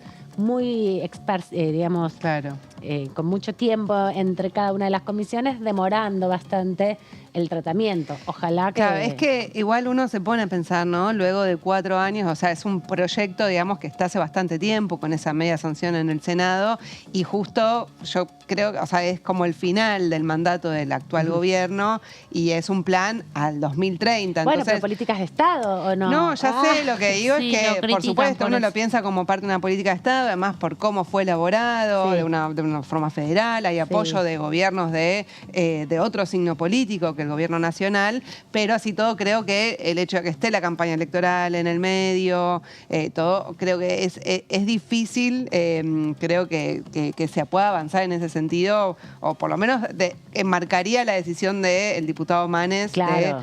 de la demora en este contexto. ¿Pero cuándo fue que se sancionó? No, en octubre del año pasado. Claro, no hubo tampoco tanto margen. Pero está Empezó presentado tarde hace en bastante. el Senado, digamos. Claro. No tanto, no tanto. ¿No? 2021 no fue la presentación. Es que ahí me parece que se discutió el otro proyecto de ciencia y tecnología. Hubo justamente. varios de ciencia y Porque hubo dos, tecnología, uno que se sí. discutió sobre confundiendo. financiamiento de ciencia y tecnología, que no es el plan 2030, que se vino después, que recuerdo incluso que lo contaba la diputada la diputada Mara Brauer. Claro, pues ella es la vicepresidenta de la Comisión de Y Ciencia. justamente vamos a ver ahora en instantes nada más un video con Mara Brauer y con Daniel Arroyo, porque el 10 de abril fue el Día Mundial de la Ciencia y la Tecnología, nada más y nada menos en honor a Bernardo Hussein, nuestro gran doctor argentino, premio Nobel, el primer premio Nobel de Medicina de Argentina en Latinoamérica, uno de los creadores, impulsores además del CONICET, el primer presidente del CONICET en el 58, él ganó el premio Nobel a Medicina en el 47, y además tuvo como 49 universidades le dieron el honoris causa del mundo. tuvo 55, participó en 55 casas academias o casas de alto estudios y academias de medicina del mundo, y también participó en 139 asociaciones médicas. Es el gran médico argentino, uno de los grandes médicos argentinos. Vienen muchos otros como Ramón Carrillo, pero que no fue un premio Nobel de la Paz, No, de pero la medicina. está ahora en el billete de 2000, Carrillo. Está ahora en el billete con Cecilia Griersor, que también es la primera mujer en ser médica egresada aquí en la Argentina. Vamos a repasar esta conmemoración del 10 de abril, que desde 1982, a partir de una iniciativa de la UNESCO, se declaró el Día Mundial de la Ciencia y la Tecnología, repasando algunos de los proyectos que tienen todavía estado parlamentario y que deben ser discutidos aquí en la Cámara para avanzar también en promover una mejor calidad en la ciencia. 10 de abril, Día Mundial de la Ciencia y la Tecnología. En el Día Mundial de la Ciencia y la Tecnología hablamos con el diputado Daniel Arroyo y la diputada Mara Brauer para que nos cuenten sobre proyectos de ley que hacen referencia a la temática. La efeméride del Día Mundial de la Ciencia es muy importante porque la ciencia tiene que estar en la agenda de los países. Ciencia es desarrollo humano, ciencia es salud, es fin de la pobreza, ciencia es soberanía. Podemos tener recursos naturales, pero si no tenemos el conocimiento científico para extraerlos o para elaborar la materia prima y sumarle valor agregado, la economía no se puede desarrollar. Entonces, pensar el siglo XXI sin ciencia es no entender los enormes desafíos que tenemos por delante. La ciencia permite sustituir importaciones y nos permite la independencia económica. Se apuesta mucho al desarrollo científico-tecnológico, se apuesta mucho al trabajo del Estado, pero también la articulación y el fomento de la industria privada. Lo virtuoso es eso, es lo público y lo privado invirtiendo en el conocimiento. Y ahora tenemos en el Congreso, que es la ley casi diríamos pendiente, que es el Plan Nacional 2030 de Ciencia y Tecnología. De ese plan está la estructura central, que es a donde quiere ir el país, los objetivos del país en desarrollo científico y tecnológico, y los 24 planes provinciales, que es la adecuación del plan nacional a las necesidades de cada país. Cada provincia participó en el plan nacional, dentro del cual están los programas provinciales. La Argentina son 3 siglos. Hay argentinos que viven en el siglo XIX, sin agua, sin servicios básicos, sin lo mínimo. Hay argentinos del siglo XX, que somos la mayoría, y hay argentinos del siglo XXI, muy contactados con el mundo, gente más globalizada. La única forma de achicar esa brecha es con ciencia y tecnología. Primero, logrando que todos terminen la escuela secundaria. Y ahí hay un gran desafío, y es hacer una secundaria moderna, tecnológica, del siglo XXI, con robótica, con informática, pero también con lengua y con matemática. En segundo lugar, ponerle I+D, generar desarrollo tecnológico a gran parte de las actividades empresarias, sobre todo de las pymes, de los pequeños productores. Y tercero, generar condiciones para que desde el arranque los niños, las niñas que son nativos digitales tengan condiciones en el jardín. Tenemos que lograr lo básico de lo básico, de todos los chicos vayan al jardín. Nuestro país tiene un gran potencial para adelante. La Argentina va a crecer en los próximos años, gobierne quien gobierne, porque tiene litio, alimentos, energía, economía del conocimiento. El debate no es si va a crecer o no, el debate es cuántos de los 46 millones de argentinos van a estar adentro y cuántos no. Y para eso mucho va a tener que ver nuestro componente tecnológico, industrializar el siglo XXI. Ese es el gran desafío. Tenemos condiciones, un desarrollo científico-tecnológico importante, un plan 2030 para la ciencia y tecnología. El gran desafío es todos al siglo XXI, todos adentro. 40 años, democracia siempre. Diputados Argentina. Bueno, este recordatorio que fue de hace algunos días atrás, pero que viene de la mano porque está enmarcado justamente con la importancia de avanzar en este proyecto que repasábamos recién con Meli en las placas, sobre el plan de ciencia y tecnología 2030. Está todavía para seguir analizándose, pero como les decíamos, el jueves va a haber posibilidades de escuchar a distintos expertos, expertas, quienes desarrollan en definitiva este tipo de actividades y donde se pone en la centralidad nuevamente el rol del Estado para la promoción del acceso y el desarrollo de la ciencia y tecnología, no como en otros modelos económicos o en otros países donde son las empresas las que invierten en el desarrollo científico-técnico. Argentina tiene un modelo más estatista en ese sentido y sobre todo busca con esta nueva iniciativa amplificar los aspectos a nivel provincial, ¿no? Que las provincias puedan acceder y no se queden siempre teniendo que emigrar a la capital para poder acceder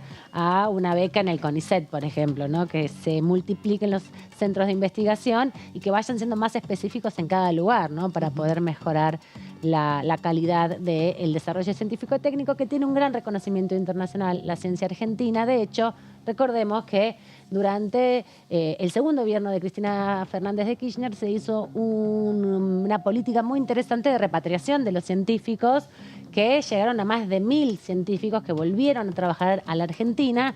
Y algunos de ellos incluso, bueno, después desarrollaron grandes laboratorios que también dieron cuenta del proceso de mejoramiento de la inversión en ciencia y tecnología desde las pymes por ahí, desde un proyecto más entre científicos que se instalan en un laboratorio, como fue el caso de MaxScience, que estaba en la investigación del desarrollo de las vacunas del COVID, pero también con alianzas estratégicas con los gobiernos provinciales. Así que todo esto va a suceder la semana que viene, pero queremos seguir repasando juicio político. ¿Les parece bien? Dale, repasemos.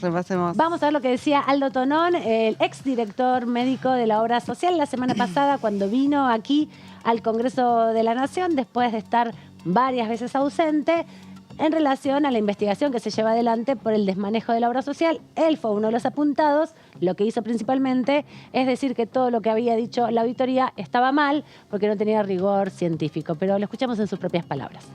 Mi ingreso a la obra social se produce en el año 2007, no en el 2008, sino en agosto de 2007, donde luego de una entrevista a raíz de un conocimiento por una persona común, se me solicita un currículum vitae sobre toda la gestión, sobre todo mi trayectoria médica. Yo llevo 49 años de profesión, de los cuales 35 están destinados a la gestión. Y bueno, hice la presentación del currículum a la persona que me lo pidió y luego de un tiempo, unos meses, fui citado a una entrevista con el doctor Maqueda. Lo que quiero aclarar acá es que yo no soy amigo personal del doctor Maqueda, sino que la relación que se mantuve con el doctor Maqueda es solamente a través de ese vínculo laboral que se constituyó.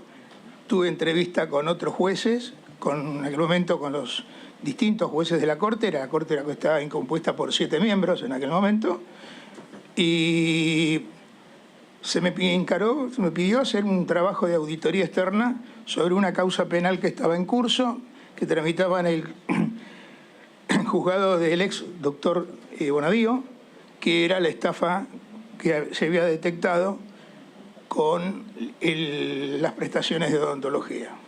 A mí me pidieron que hiciera un análisis, que hiciera una propuesta. Sí, eso lo dijo. Y bueno, por supuesto que sí, alguien me tuvo que ofrecer. No voy a ponerme yo a decir, yo quiero ser el presidente de la obra social y me siento en el escritorio. ¿Y quién se lo ofreció? ¿Quién se lo ofreció? El ofrecimiento vino de la Corte. La Corte, en aquel momento, si no me equivoco, eran 7 integrantes. ¿Alguien se lo ofreció? Los que me lo transmitieron fueron el doctor Lorenzetti y el... Escuchábamos justamente ahí el testimonio de Aldo Tonón, un pedacito del testimonio de Aldo Tonón, que estuvo 3 horas y media, estaba ahí intercambiando un poco opiniones con Germán Martínez, que estaba haciéndole preguntas. A Germán Martínez le respondió un poco más, ¿no? Pero cuando preguntaba a Moró, cuando preguntaba a Tailade, le decía artículo 18, artículo 18. Sí. No importaba que preguntaba, porque además después las mismas preguntas quizás las hizo la diputada Graciela Ocaña y se las respondió. O sea, ahí era más que nada de quién venía, parecía en un momento. Por lo menos. Pero recordemos que las preguntas tienen que ver de, bueno, quién lo propuso para el cargo al doctor Tonón como director de la obra social, es porque siempre fue vinculado al juez Maqueda. Claro, se decía, por lo menos hay como en los pasillos del cuarto piso y Marchi dijo lo mismo. Claro, Marchi dijo no había decisión que Tonón tomara si no era con el visto bueno de Maqueda, que se reunían regularmente. Bueno, él cuando le preguntaba al diputado Martínez, bueno, ¿quién lo propuso usted para la Corte? La Corte. Sí, no quería dar nombres. Nunca quiso dar nombres. Muy reticente en eso. Y también esto que decías vos respecto que Marchi planteó que iba todas las semanas al despacho del juez Maqueda para trabajar respecto al desarrollo y a las actividades diarias de la obra social. No lo confirmó Tonón, pero sí dejó o sostuvo que iba por lo menos una vez por mes. Sí. Que por lo menos una vez por mes le remitía la información. No, no confirmó que se juntara. Sí. Pero que una vez al mes él elevaba un informe a la Corte. Dijo específicamente, lo que pasa acá es que hay un mail de principios de abril donde el juez Maqueda renuncia formalmente a la supervisión justamente de la obra social, de un cargo que nunca fue designado. De hecho, él mismo dice, no encontré una resolución que me designe en este cargo, pero quiero, tal como hablamos en la última reunión, afirmar y reafirmar mi corrimiento o mi decisión de dejar de supervisar la obra social. Ahí yo entiendo que lo de que no haya ninguna resolución formal es porque los propios jueces o el propio Maqueda no quería que quede por escrito. O sea, después, bueno, pasa que apareció este mail donde... Pero eso no querían hace muchos años, cuando empezaron con esto, en el 2008. Pasó tanto tiempo que por ahí se olvidaron. Una de las cosas también más polémicas fue que durante varios años no se designaron a los subdirectores. Exacto. Y también siempre ahí en las comisiones surgen la cuestión de la delegación de firma que hacía Tonón, porque que tampoco quedó muy claro eso. No quedó claro, o sea, lo preguntan los legisladores, pero es algo que por el estatuto mismo de la obra social queda como bueno, inconcluso ver ahí qué errores hubo, ¿no?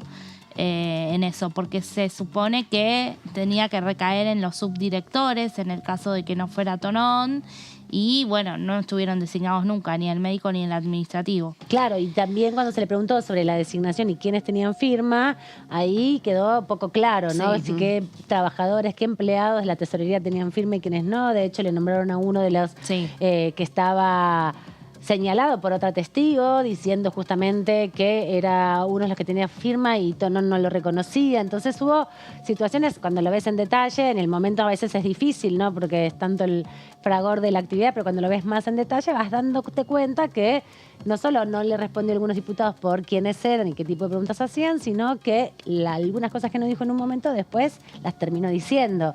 Porque es así también un poco la dinámica de los testigos. No es como le preguntás una vez y ya está. Le preguntás y le repreguntás y le repreguntás. Sí, que por eso a veces la oposición también se pone en ese rol de... están agrediendo. Están acusando, están siendo incisivos. O que tal pregunta no corresponde. Pero también la oposición lo hace, con algunas preguntas, bueno, bastante... Esto es lo más parecido a un juicio ordinario que existe. Acá lo que está diferente son los roles que se tocan, ¿no? No es que es el Poder Judicial, pero es la misma, el mismo procedimiento. Vos tenés acusaciones hechas, en este caso, con algunos diputados y otra por la sociedad civil, distintas organizaciones y también particulares, sobre irregularidades de la Corte. Lo que hace ahora la Cámara de Diputados a través de la Comisión es buscar las pruebas. Entonces piden informes, pidieron las auditorías, piden a los testigos que ratifiquen si ellos hicieron lo que hicieron. De hecho, a Tonón le hicieron leer varias cosas, a ver si reconocía su firma o no, para comprobar que lo que se estaba diciendo y los papeles que son entregados por la Corte Suprema son legítimos. Claro. Porque hubo en estas últimas reuniones cierta suspicacia y sospecha de que hubo una intención de destruir documentación por parte de Silvio Robles y de Rosati. Lo dijo Marchi respecto a un informe y a la designación de un camarista. Entonces ahí hay parte de las discusiones que están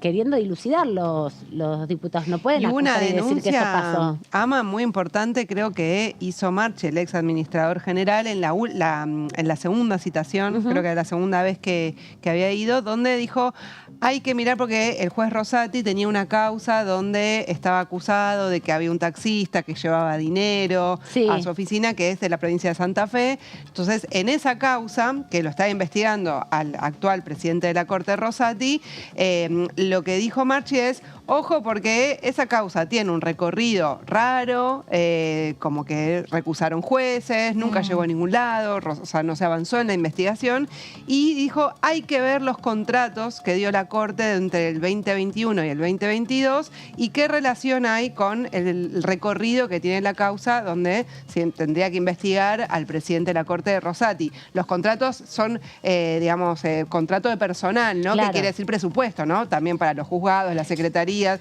Entonces, de alguna manera, Marchi está diciendo, miren acá, porque puede haber un, digamos... un intercambio no tan legítimo, claro, digamos, ¿no? exactamente. Poner la lupa ahí diciendo, bueno, dejo esto acá sobre la mesa para que ustedes lo investiguen.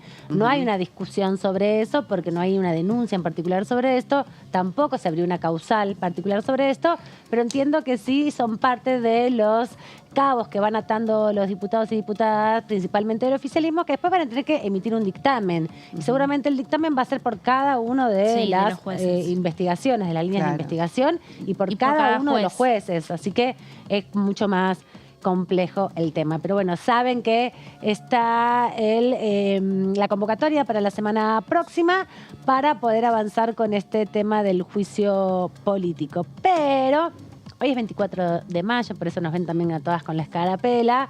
Mañana se cumple 212 años del primer gobierno patrio. 213, ay, me confundí acá. 213, claro, 213 años del primer gobierno patrio, 13 años de los 200 años de aquel bicentenario en la calle que fue tan impactante. Y vamos a repasar en este videíto institucional, en esta pieza audiovisual que ha realizado la Cámara de Diputados para celebrar esos 213 años del primer gobierno patrio en la Argentina. Un día como hoy, pero de 1810, en el Virreinato del Río de la Plata, las cosas cambiaron para siempre.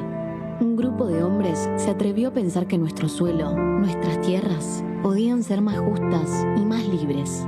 Soñaron con el futuro, con nosotros, con lo que vendría, y comenzaron la Revolución de Mayo, dando los primeros pasos hacia la soberanía. Hoy, esa hazaña nos invita a reflexionar, a repensar este presente con una mirada soberana, solidaria y federal para seguir construyendo esa patria soñada. Feliz Día de la Patria.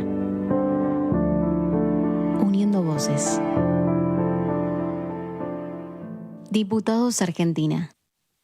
Feliz Día de la Patria para todos y todas. Esa también es la consigna en estos días, en estas horas que nos separan del 25 de mayo. Un día muy importante para reflexionar lo que nos ha costado ser el país que somos y también todo lo que tenemos que contribuir para ser una mejor sociedad de acá en adelante, para que los próximos 213 años seamos mucho más democráticos, mucho más inclusivos y podamos combatir con más fuerza todos los discursos que intentan fustigar nuestra identidad como argentines. Llegamos al final, les digo también feliz Día de la Patria a ustedes dos, Jessy, Meli, coman mucho locro o coman mucho choripán mañana, si es que no llueve. Pastelitos también. Choripán si no se apaga la parrilla. Si no llueve, vamos a comer mucho choripán. A todos y todas, los vemos la semana próxima. Buen fin de semana largo.